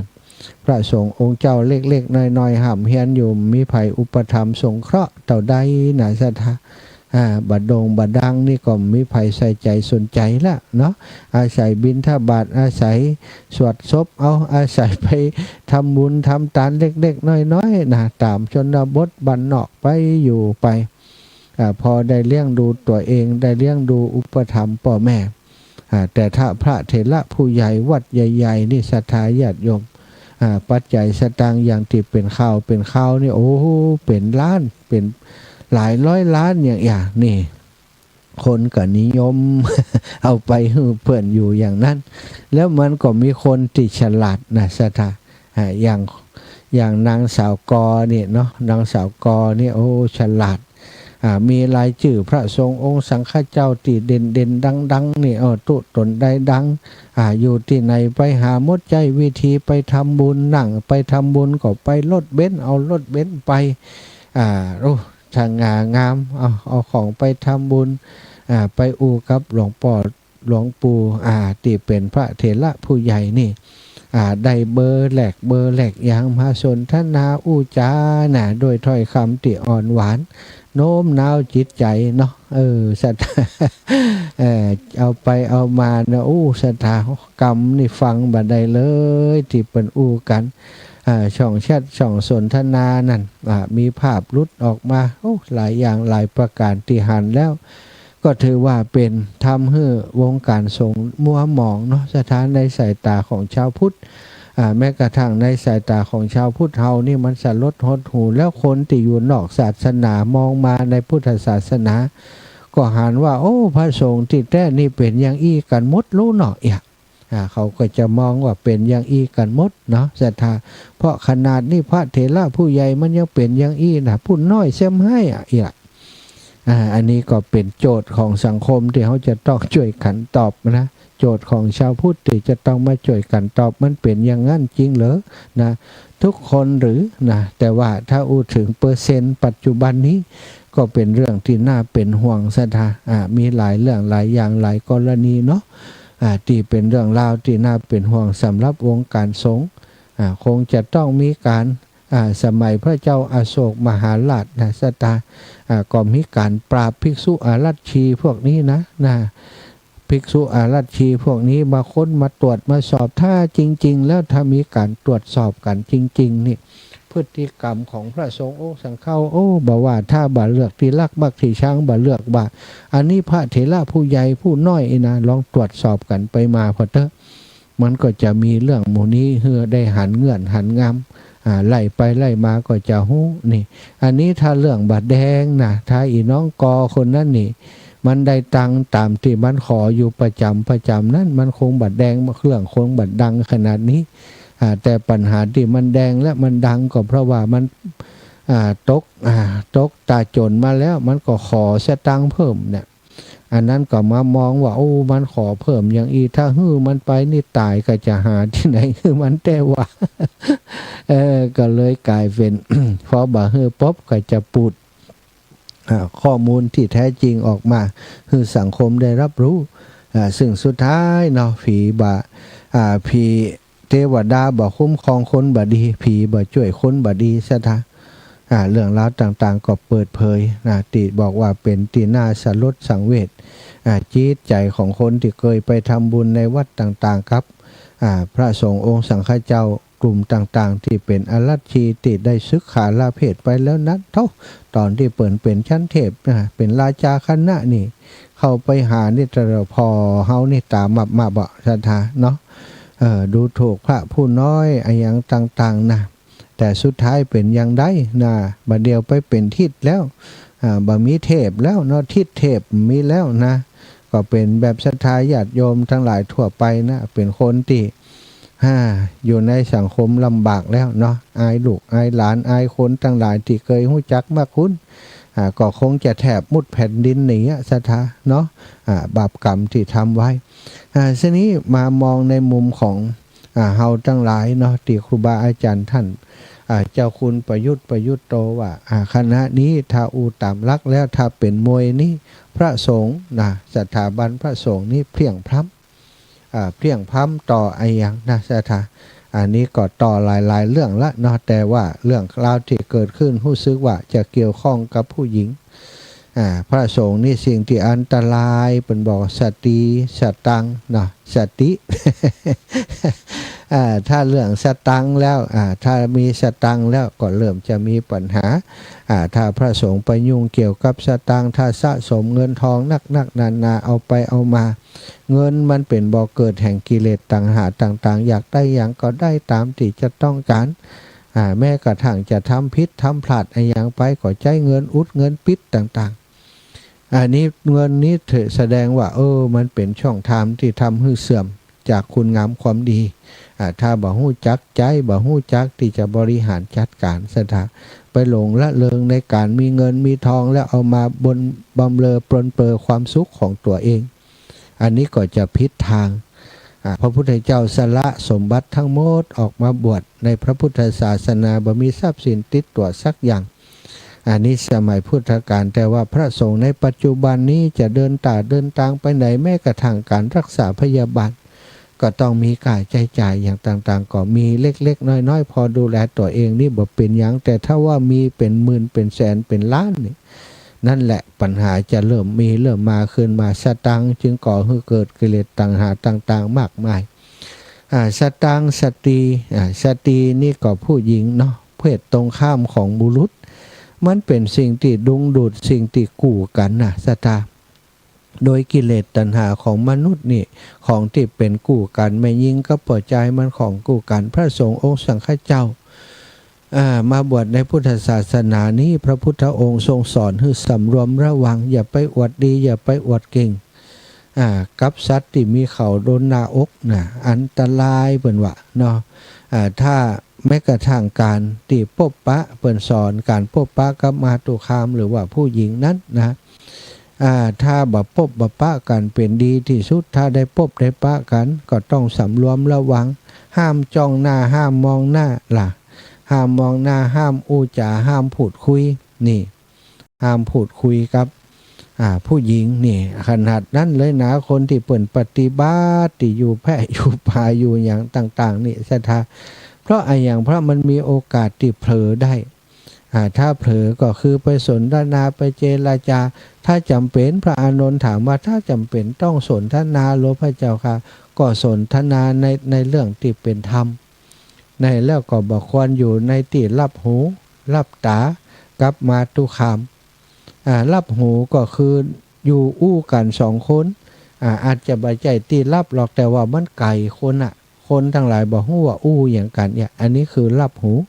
แล้วก็รับตาก็คือมีติมุงติบังบ่มีไผหานว่าอู้อย่างกันอยู่เนี่ยอย่างกันอยู่เพราะเป็นติรับตาจะเป็นเหตุให้เกิดการติฉินนินทาคนละหาต่อการประพฤติของพระสงฆ์ใดนี้นะทรงห้ามซึ่งระมัดระวังให้สำรวมในอินทรีย์ต่างๆก็เพื่อป้องกันกิเลสที่มันอยู่ในจิตในใจมันประทุขึ้นมาเนี่ยสัทธาเนาะก็มีหลายเรื่องหลายครั้งที่มันเกิดปัญหาขึ้นมาเพราะการที่บัดสำรวมระวังอย่างเรื่องของภิกษุรูปหนึ่งที่ทราบถึงความงามฟังว่านางอย่างนะสามาวดีมันจะนางสามาวดีลูกนางสิริมากันเนาะนางสิริมาเป็นหญิงงามเมืองว่าเขามาบรรยายให้ฟังว่างามแต่งามหวายก็ให้หันเปิ่นตะกาสะทะได้ยินเสียงได้ยินก็อยากจะหันก็คือดับวันนับคืนบ่ได้จะพระภิกษุที่ไปรับพัดจะถึงเฮาพอมาถึงตั้นนะวันนั้นก็ไปหับพัดที่บ้านนางสิริมาปรากฏว่าในวันนั้นเนี่ยนางสิริมาบัดสบายสะทะคนใจมาใส่บาตรแทนแต่ว่าเมื่อใส่บาตรแล้วนางก็พยายามจะลุกขึ้นมาคือเขาพยุงขึ้นมาเพื่อจะหับปอนจากพระภิกษุที่ไปหับบิณฑบาตที่บ้านนาง เขาก็พยุงออกมาภิกษุรูปนั้นบ่สำรวมตาซะทะคือกึดอยู่แล้วไข่หันนางเนาะไปสำรวมอย่าง เพราะเขาพยุงนางสิริมาออกมาโอ้หันรูปหุ่นเสาเล่าคิงของนางสิริมาคณะติบัสบายเนี่ยสตาแอลเป็นแอลอกเป็นอกหน้าตาจิ้มริมพิมพ์เผาผมเผาแม้จะว่าบัสบายยังบัดได้หวีได้อย่างดีๆก็ดูงามไปหมดหันแล้วมันเกิดความปฏิพัทธ์ชอบขึ้นมาฮักขึ้นมาท่วมท้นจิตใจตาตึ้มพอไหนแล้วสถาจับจองแต่นางสิริมาอย่างเดียวเปิ่นฮือปอนไปถึงในป้อมหูวะลืมไปหมดอ้าวจนเปิ่นฮือปอนแล้วเปิ่นว่าอาจารย์ไปกลับสะดุ้งตัวตื่นตัวก็กลับไปโดยหมู่โดยพวกบ่ยอมกินอาหารดิไปถึงกุฏิปุ๊บปิดกุฏิปิดห้องปุ๊บเอาอาหารตั้งไว้แต่นอนหน้าของนางสิริมาแม่บัดสบายถ้าสบายดีกว่านี้จะงามปันใดลอยมาอยู่เต็มหน้าของตันจิตใจประวัติไปหาเนาะที่นางสิริมาอยู่ตลอดเวลาทำจะไหนเนาะเขาจะพึงได้นางสิริมากึดอย่างนั้นไปแล้วนี่สถาจัดนี้ทำได้นางสิริมาตายเสียดีกว่าดูยอมตายก็เลยบักฉันอาหารเลยปรากฏว่าจากนั้นมาบ่เมินนางสิริมาก็ได้เสียชีวิตข่าวการเสียชีวิตนางสิริมาได้ยินถึงพระศาสดาก็สั่งเก็บศพของนางสิริมาไว้รักษาไว้ให้ดีในป่าช้าผีดิบป่าช้าที่เปิ่นเอาศพไปไว้สั่งพระราชาเนาะพระราชาประเสนที่โกศลก็ทำตามที่ทรงสั่งมาแล้วก็พอถึงวันครบ7 วันเนาะก็บอกเปล่าประกาศที่ทั่วบ้านทั่วเมืองทุกคนไปพอศพนางสิริมาว่าเป็นอย่างใดเปิดออกมาปะโทสถาไก่ตึงน้ำเลือดน้ำหนองไหลจากทวารทั้ง9นอนตายยุบพระพุทธเจ้าก็บอกให้พระราชาประกาศนางสิริมาตอนมีอายุอยู่มี90,000 กหาปณะสถาเป็นหมื่นเป็นแสนกหาปณะต่อการบริการให้อยู่ตัว1 วันบัดเดี๋ยวนี้จะ10,000 กหาปณะมีไผจะเอาพ่องเต้าดับปิงเอามืออุดจมูกมดลดลงมาเหลือกหาปณะเดียวครึ่งกหาปณะแล้วก็เอาฮื้อฟรีเอาไผจะเอาบ่มีไผยกมือขึ้นสักคนแม้แต่ภิกษุรูปนั้นสถาได้หันนางสิริมาก็เกิดความอนิจอนาถขึ้นชีวิตร่างกายนี้ที่เฮาหันว่าเป็นของสวยงามที่แท้มันเป็นของสกปรกเป็นของปฏิกูลอย่างนี้นี่เฮาไปหลงยึดติดในรูปที่เป็นภาพลวงตาของเฮารู้นี่ทุกคนก็เหมือนกันตึงเปิ่นตึงตัวคือได้อย่างนั้นแล้วพระภิกษุรูปนั้นก็ได้ตื่นจากความลับคือกิเลสที่บงการทำให้เกิดความหลงความเมาในรูปที่หันครั้งแรกพอหันครั้งที่2นี้เกิดการเบื่อหน่ายปลงในสังขารสุดท้ายก็ได้พิจารณาตามธรรมที่พระพุทธเจ้าทรงตรัสสอนก็ได้บรรลุเป็นพระอรหันต์ในที่สุดอันนี้แสดงว่าเปิ่นยังโชคดีอยู่นะมีพระพุทธเจ้ายังอยู่แล้วก็ได้ตักเตือนได้ทำแสดงธรรมสั่งสอนจนได้บรรลุธรรมมีเรื่องหนึ่งอันนี้นี่บ่ได้บรรลุอย่างไรสักแต่ได้สำนึกในความผิดพลาดที่เกิดขึ้นครั้งโน้นมีฤาษีตนหนึ่งเหาะมาจากป่าหิมพานต์ได้มาอาศัยอยู่ในพระราชอุทยานของพระเจ้าปาราณสีเช้าขึ้นก็เข้าไปบิณฑบาตผ่านพระราชวังไปพระเจ้าปาราณสีได้ทรงแลเห็นกิริยาอาการความสำรวมของท่านฤาษีก็ทรงเห็นแล้วก็เลื่อมใสจึงให้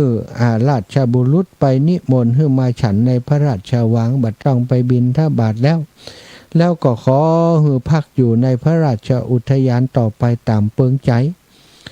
แล้วก็ขอให้ไปฉันในพระราชวังทุกเช้าฤาษีก็ทำตามนั้น พออยู่มาได้15 ปีดูเสถาพระเจ้าพาราณสีเสด็จไปปราบจลาจลที่ปลายอาณาเขตเสียงมีปัญหากะมีปัญหาอะไรเป็นเพลงไม่เห็นว่ารู้อ่ะโอ้เพลงปิกมาแหมกะโอ้สามารถว่าดีหายแซบได้เดี๋ยวบอกน้องนัดเนอะโอ้ราชาเงินผ่อนยังผังมาจ้ะราชาเงินผ่อนผังมาเนี่ยมันยังเนาะของไผ่บดีบ่หูเนอเนาะดีบดีของอัตมาเพนะติ่มดีนี่นะมันทำให้จังปุ่นรุดเดี๋ยวให้น้องนัดเข้ามาดูก่อนอ้าวลูกนัด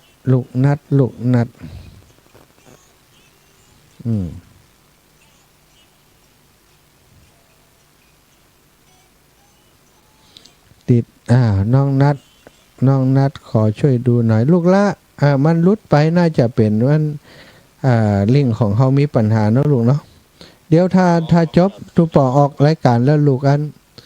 เข้ามาพอเรื่องไว้รัดกันเด้อ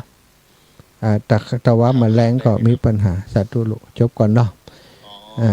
จะบาเดียวเป็นราชาเงินผ่อนไปแล้วของเขา เป็นเพลงออกไปเนาะน่าจะมีปัญหาที่โน้ตบุ๊กของอาตมาสถาดูเหมือนมันมีไวรัสเข้ามารบกวนเนาะมันดับไปเป็นกรรมอย่างอีเนาะแต่กี้มันถ้าจะลุดไปแต่ว่าถ้าทาง Facebook ไลฟ์นี่รู้สึกว่าจะเสถียรอยู่ท่านอาจารย์พระครูสมุวิศวัตวรกิจโจเปิ่นเกาะจากไลฟ์สดก็เลยคงมีปัญหาตั้งเชียงใหม่แต่ลำปางลุดไปขอบคุณโยมแม่สมบูรณ์บรรไดศิลาทองเนอะตะกี้ซิลิมาปุ๊บตัดไปเป็นอย่างก็เพลงราชาเงินผ่อนเนาะตอนนี้เรื่องฤาษีแล้วเนอะสถาซิลิมาก็จบไปแล้วเนาะลำปางฟังถึงหันก็พอ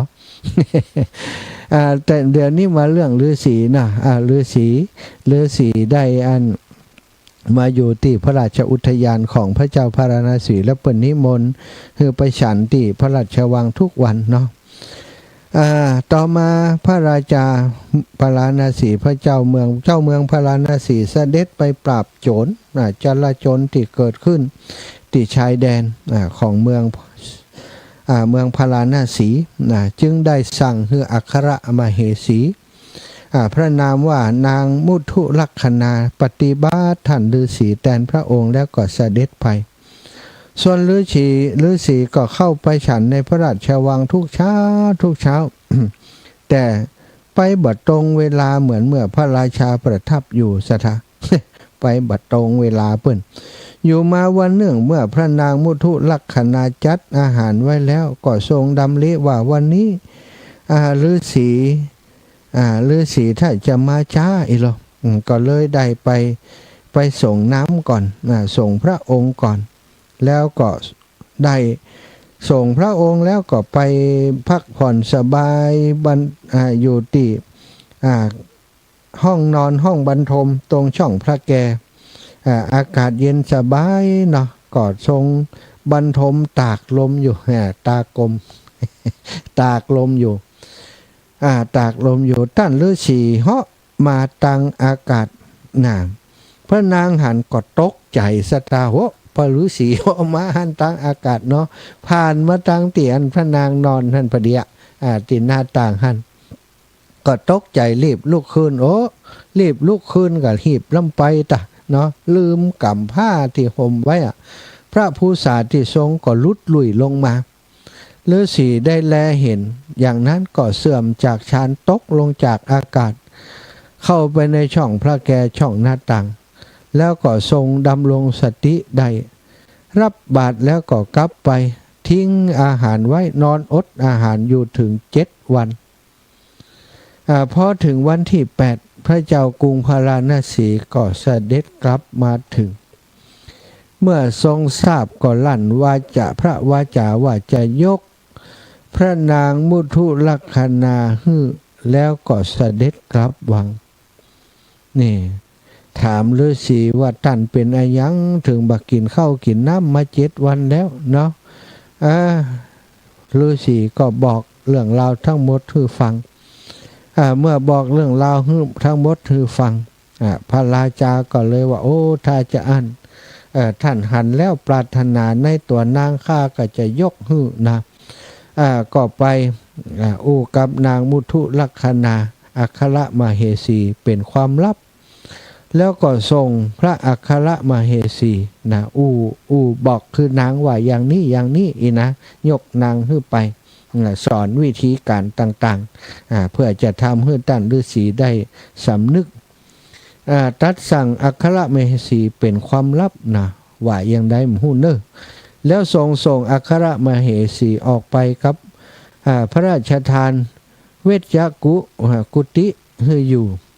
ก็คือเวชกุติก็ห้องส้วมสถานเนาะพระนางก็ตัดสั่งให้ฤาษีไปทำความสะอาดห้องส้วมเริ่มแต่ให้นำของโสโครกไปทิ้งเอาจอบไปถางหญ้าตัดเครือไม้ตีลกลุงลังกระทั่งถึงตักน้ำใส่โอ่งไว้ให้เต็มเวลาจะเข้านอนกลางคืนพระนางก็ดึงฤาษีออกมาจากเวชกุติกดศีรษะลงกับพื้นแล้วตัดว่าบ่ฮู้หรือว่าตัวเป็นสมณะขณะนั้นฤาษีก็ได้สติหันโทษของกิเลสตัณหาแล้วก็นำพระอัครมเหสีไปถวายคืนแล้วกล่าวว่าเมื่อก่อนเฮามีความต้องการเพียงอย่างเดียวคือพระนางมุทุลักษณาเท่านั้นเวลาใดรับพระราชทานแล้วก็ต้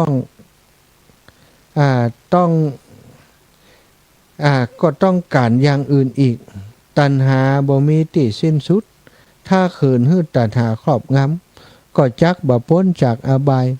เมื่อว่าอย่างนี้จบลงแล้วก็กลับได้ฌานอีกได้ฌานขึ้นมาอีกได้สติแล้วเนาะได้ฌานขึ้นมาอีกแล้วก็เหาะไปอยู่ป่าหิมพานต์มาชาติสุดท้ายพระเจ้าพาราณสีเกิดมาเป็นพระอานนท์พระนางมุทุลักษณาได้เกิดมาเป็นนางอุบลวรรณาเถรีฤาษีนั้นก็ได้เกิดมาเป็นพระพุทธเจ้าเรื่องนี้พระพุทธเจ้าได้ทรงแสดงให้พระติยากศึกองค์หนึ่งฟังพระองค์นั้นก็ได้เป็นพระโสดาบันแล้วก็เลยบ่อยากศึกเรื่องนี้ชื่อฮือหันชัดว่าสตรีทั้งหลายย่อมเป็นมนทินแห่งพรหมจรรย์สถาเหาะไปดูโอ้เหาะขนาดเหาะใดนะไปหันนั้นหน้าต่างโอ้เนาะหันพระนางมาเหสีก็ตึงงามอยู่แล้วแหละสถาเนาะ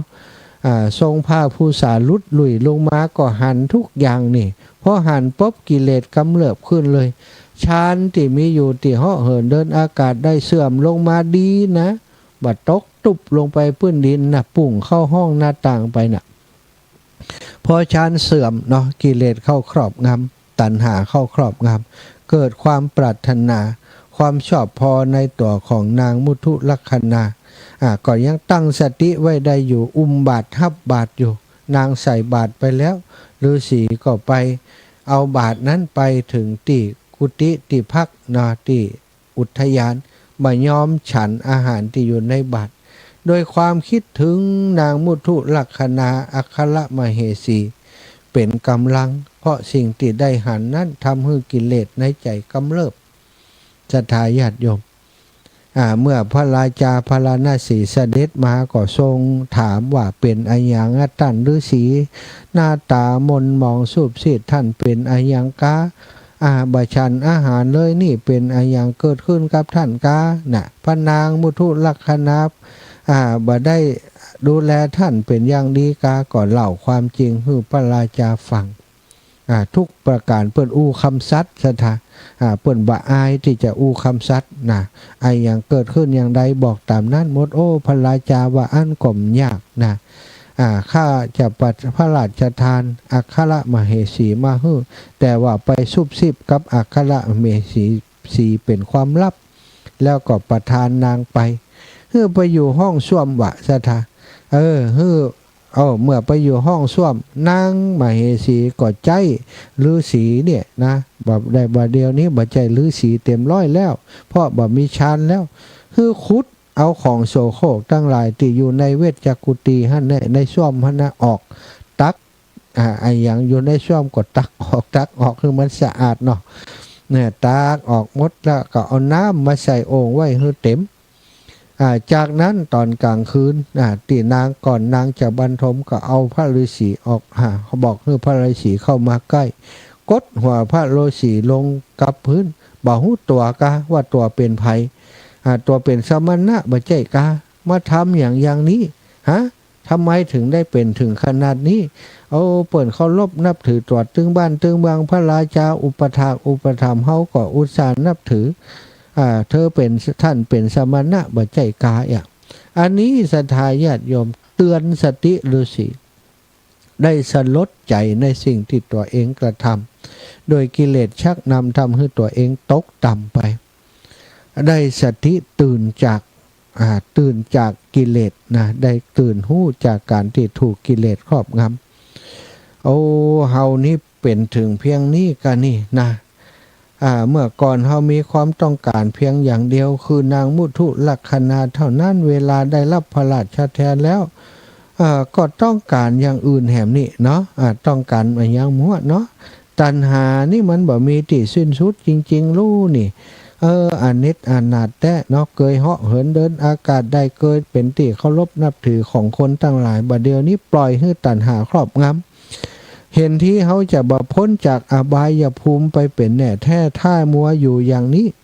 ศรัทธาเมื่อหันโทษหันภัยของตัณหาแล้วได้สติกลับขึ้นมาแล้วกลายเป็นว่าฌานที่ฝึกฝนมาอย่างดีได้เกิดขึ้นกับเปิ้นแหบได้เหาะขึ้นไปบนลวงอากาศก็ไปอยู่ในป่าหิมพานต์มาชาติสุดท้ายพระเจ้าพาราณสีกลายเป็นพระอานนท์นะฤาษีนี่เป็นพระพุทธเจ้าวะศรัทธาญาติโยมแม่นั่นเพราะฉะนั้นพระพุทธองค์จึงตรัสสอนภิกษุทั้งหลายว่าเธอทั้งหลายจงสำรวมตาหูจมูกลิ้นกายใจสำรวมโดยเฉพาะในเพศตรงข้ามสำรวมใน ในการที่จะอยู่กับมาตุคามนี่ศรัทธา2:2อย่าให้มันเกิดขึ้นแม้กระทั่งจะซบตาจะพอหน้าจะอู้จาเนี่ยก็ต้องให้ระมัดระวังดวงตาเป็นอย่างก็ประตูอีกศรัทธา ประตูของหัวใจอีกถ้าซบตากันปิ้งโอ้เปิ่นส่งเสน่ห์มาฮื้อเนาะมายาหญิงนิ่มธรรมดาโลดถ้ามันจะเอาเหตุอย่างนี่ระวังให้ดีนะเนาะ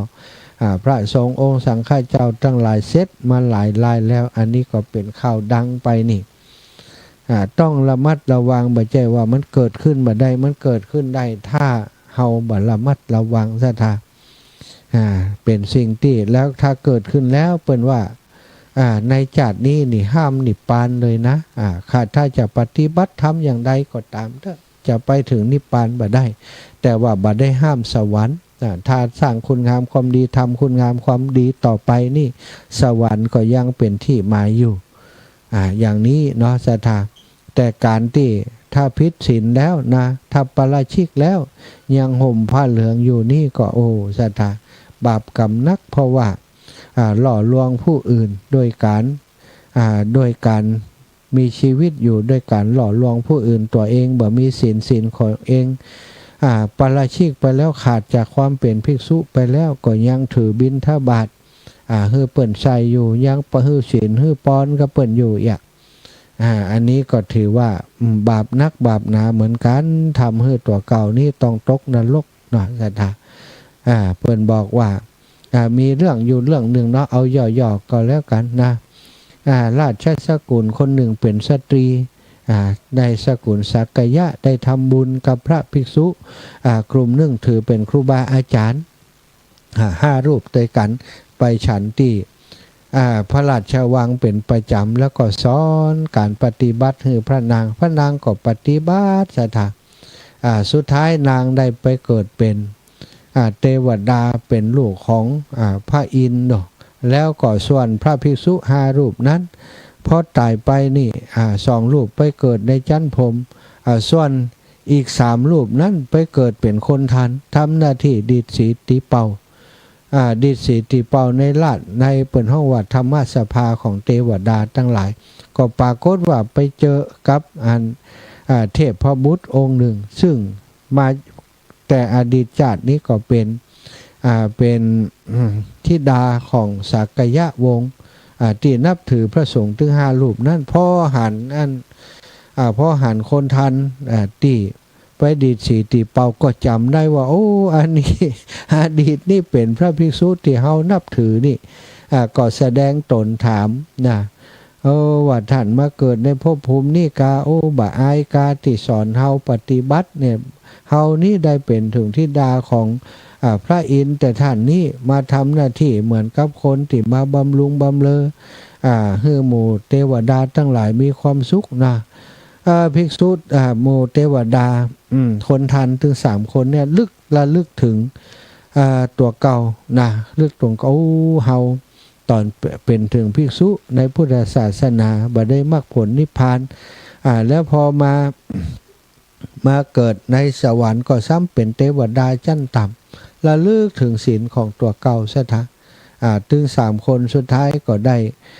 เอาศีลของตัวเก่าสติสมาธิทำญาณให้เกิดขึ้นสุดท้ายก็ได้ละจากอัตภาพของการเป็นคุณทันไปเกิดในชั้นพรหมเหมือนกันอันนี้เป็นการเปิ้นบอกว่ามีคนบอกขุมทรัพย์เฮือมีคนตักเตือนเฮือมีกัลยาณมิตรดีจึงทำให้ท่านได้รอดพ้นจากวิบากกรรมหรือว่าทุกข์ในอัตภาพติดต่ำการเป็นภิกษุตั้งหลายเขาเปิ้นบ่จะได้หมายความว่าโอ้พระภิกษุสงฆ์องค์สังฆเจ้าจะห้ามต่างแห่งอบายนะสถาถ้าปฏิบัติบดีบ่ชอบแล้วมีโอกาสที่ไปสู่อบายภูมิได้นักกว่าศรัทธาญาติโยมโดยซ้ำไปเพราะว่ามันมหาการศีลนี่ก็แค่ศีลของภิกษุทั้งหลายถ้าเฮาบกพร่องในข้อใดข้อหนึ่งนี่ก็เป็นทางแห่งความเสื่อมนำไปสู่นรกได้ง่ายๆเหมือนกันฉะนั้นเป็นความเสี่ยงเนาะยิ่งอยู่ที่สูงเท่าใดตกมาก็เจ็บเท่านั้นจันตายิ่งรักษาข้อวัดปฏิบัตินักต่อใดแล้วก็รักษาบ่ได้เนี่ยมันก็ยิ่งนักเข้าต่อนั้นแต่อย่างใดก็ดีเนาะการเป็นพระสงฆ์องค์สังฆเจ้าในพุทธศาสนานี้คำว่าสมมุติสงฆ์นะก็คือสงฆ์โดยญัตติต่างๆที่มาบวชเป็นพระสงฆ์องค์สังฆเจ้าในพุทธศาสนาก็ยังดีว่าได้สืบต่ออายุพระพุทธศาสนาแล้วก็เป็นการอย่างน้อยก็ทำให้ศรัทธาญาติโยมมีติเปิ้งในการทำบุญสุนทรทานต่างๆคนที่ดีส่วนที่ดีก็ดูแลกันไปส่วนที่บ่ดีก็แพ้ภัยตัวเองนะก็ไปสู่สถานะที่เขาควรจะอยู่เนาะบัดใจว่าโอ้ผิดศีลผิดธรรมแล้วปาราชิกแล้วขาดจากความเป็นภิกษุแล้วยังมาหนุ่งห่มเหลืองหน้าอนาถบางคนนี่มีลูกจนอายุ16 ปีแล้วดูกำลังมาแตกศรัทธาอันนี้ก็บาปกรรมนักหนาเหมือนกันติดตามเข้าไปเนาะบ่ต้องห่วงว่าบ่ได้รับกรรมศรัทธาญาติโยมดูต่อไปถ้าดูหนังก็ดูหนังต่อไปดูหนังยาวต่อไป คนหมู่นี้บาปกรรมจะนำเขาไปสู่อบายแน่นอนได้รับกรรมของเขาเองเนาะส่วนที่ดีเขาก็ดูแลเพิ่นไปศรัทธาญาติโยมตุปู่ตุลุงตุนาตุอาวบ้านเฮาหันอย่างที่บ่ชอบมาพากลต้องช่วยกันป้องกันระวังเอาไว้ไม่ยิงเข้าออกจะไปปล่อยเนอะไม่ยิงเข้าออกทำมาคนเดียวคือระวังไว้เถอะนะพระสงฆ์นี่ต้องมีฆราวาสญาติโยมอยู่ตัวนี่อาตมาอยู่ที่นี่มีน้องเบิ่มคนขับรถนี่ ถ้าไผมานี่เปิ่นสแกนหมดเนาะ ถ้าเป็นคนที่สุ่มเสี่ยงนะเป็นผู้หญิงสวยๆงามๆนี่ไอ้เบิ่มมาเข้ามาหาเนาะ อนุญาตแต่คนเฒ่าคนแก่อนุญาตแต่ญาติโยมที่เปิ่นเป็นคนที่มีความบริสุทธิ์ใจแล้วก็มาแต่ส่วนใหญ่ถ้ามีศรัทธาญาติโยมมาหาที่พักติกุฏิก็ต้องมีปัจจัยอยู่ศรัทธาถึงแม่ยิ่งจะมา 2-3 คนก็ตามอย่างน้อยต้องมีปัจจัยอยู่ตัวถึงจะถือว่า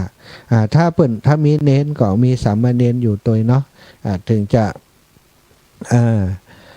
ปลอดภัยปลอดภัยจากข้อละหาต่างๆนะถึงจะได้สบายใจของตัวเองตัวเฮาตัวเนาะเอาละศรัทธาอูจากกันมาเป็นชั่วโมงที่2แทนครูบาอาจารย์ท่านพระครูสิริธรรมบัณฑิต1ชั่วโมงไก่สีมดแล้วนะจะเปิดซ้ายคือศรัทธาญาติโยมต่างบ้านได้โทรเข้ามาเนอะโยมแม่แก้วสิงแก้วบ้านกาดโป่งเนาะตอนนี้ร่างกายฟื้นฟูมาน่าจะดีขึ้นแล้วเปิ้นบอกว่าเป็นโรคเกาต์เทียมนะย้ำเกาต์แต้เตื้อนะเกาต์เทียมเราทำให้เจ็บหัวเข่าแข้งขานะตอนนี้ลูกหลานกับพยาบาลอยู่ที่บ้านบ่ได้เข้าว่าสาด้วยเปิ้นอำนวยปอนให้ไม่อยากแก้วสิงแก้วหายเร็วๆเนอะโยมแม่ถนอมน้ำวงอุบาสิกาแก้วทนดีนะเป็นสะพานบุญให้ทุกการบุญการกุศลช่วงนี้วันก่อน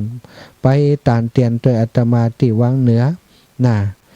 บอกคือกับญาติโยมคนหนึ่งว่าอยากจะไปตานเตียนขอได้ไปตานเตียนกับท่านอาจารย์เกาวัดเกาวากว่าวันหน้าบ่ได้ไปโดยเปิ่นว่าเหมือนกับอูต่องไว้ตั้งหน้าปรากฏว่าแหมวัน2 วันผ่านมาเข้าโรงพยาบาลฉุกเฉินเลยเนาะไปโรงพยาบาลห้างชัดสุดท้ายก็วิ่งไปโรงพยาบาลในเมืองของเขาเกี่ยวกับโรคหัวใจปรากฏว่าหมอเปิ้นดูแล้วนะหัวใจเต้นผิดปกติอ่อนกำลังเหลือเกินเส้นเลือดในหัวใจมีตีบหลายเส้นเปิ้นก็ส่งไปที่เชียงใหม่ไปบอลลูนไปกระตุ้นการทำงานของหัวใจตอนนี้กลับมาฟักฟื้นอยู่ที่บ้านแล้วขอให้บุญรักษาอีแม่ให้หายไวๆหายเร็วๆเนอะโยมน้องบุญที่ลายโยธาอิลานี้ไปทำบุญทำทานโดยอาตมาตลอดมาลงทานทุกครั้งทุกคราเนาะดีตอนเปิ้นสบายดีอยู่นั้นร่วมบุญร่วมกุศลด้วยกันตลอดนะเป็นเจ้าภาพลูกจิ้นเป็นเจ้าภาพก๋วยเตี๋ยวเป็นเจ้าภาพน่นนั่นนี่หู้ว่าตุปีทำลงทานอิลาก็ห้อมมา2-3 ปัน2-3 ปันช่วงนี้ก็บ่สบายเนาะน้ำหนักแล้วก็ทำงานยืนอยู่ตลอดเจ็บที่หัวเข่าก็ไปผ่าตัดมาศรัทธาใส่สะบ้าหัวเข่าเทียมเข้าไปตอนนี้ก็ยังคุกคักอยู่แกว่ากว่าจะมีปัญหาดิ่มดีถ้าจะได้ไปผ่าแหมแล้วทุปีเนาะก็อดเอาแหมสักน้อยเนอะอดเอาแหมสักน้อยผ่านช่วงเวลาที่มันบางตามกำหนดที่หมอเปิ้นบอกไว้เนาะแล้วถ้ากายภาพแล้วมันยังบ่ดีขึ้นก็ก่อยไปถ้าไปผ่าซ้ำแหมบางเตือมันเจ็บเข้าไปแหมนะมันเจ็บเข้าไปแหมแล้วก็ถ้าเกิดมันบ่ดีแหมก็จะลำบากลงไปแหมค่าใช้จ่ายก็เพิ่มก็ขอให้บุญกุศลที่โยมน้องกระทำปั่มเปงร่วมกับทุกปีมาก็ดีที่ร่วมกับครูบาอาจารย์รูปอื่นๆทำบุญกับวัดวาอารามมาตั้งแต่เล็กแต่น้อยจิตใจดีงามเป็นคนที่มีจิตใจกว้างขวางชอบช่วยเหลือผู้อื่นนะบุญกุศลนี้ขอให้มาช่วยปกปักรักษาให้โยมน้องได้หีบหอมหีบหายไวหายเร็วฟื้นคืนมาเป็นปกติเดินเหินได้ตามปกติบ่มีอาการเจ็บปวดต่อไปเนาะเอาบุญมาฝากเอาบุญมาส่งให้โยมน้องถึงบ้านถึงจองเนอะฟังรายการอยู่ทุกคนทุกท่านที่ฟังรายการอยู่เจ็บเป็นเย็นอุ่นบัดสบายอย่างใดก็ขอเอาบุญเอากุศลที่อาตมาที่มาปั่มเปงในพุทธศาสนามาเผยแผ่พุทธศาสนาตั้งสถานีวิทยุส่งไปให้ศรัทธาญาติโยมทุกคนทุกท่านให้ได้อยู่ดีมีสุขนะได้บุญได้กุศลในทุกโครงการที่อาตมาทำนะเหมือนกันเนอะจุคนเอาละเปิดสายนะ080884417380 8844173เนอะโทรเข้ามาได้เนอะเวลามีน้อยนะใจสอยประหยัดนะใจสอยประหยัดนะโทรมามาจาสนทนาธรรมกันโทรมาบอกนะรายงานผลการรับฟังรายงานผลการรับฟังว่าฟังแล้วนะเข้าใจว่ายังได้สิ่งที่อาตมาสนทนาจาไปในรายการนี้ดีกัมดีนะฟังแล้วเข้าใจกัมเข้าใจฟังแล้วมีประโยชน์กัมมีอย่างมีประโยชน์ กันมาได้เนอ0808844173ฝาก ฝากประชาสัมพันธ์ขอบคุณโอ้มาเสียแล้ว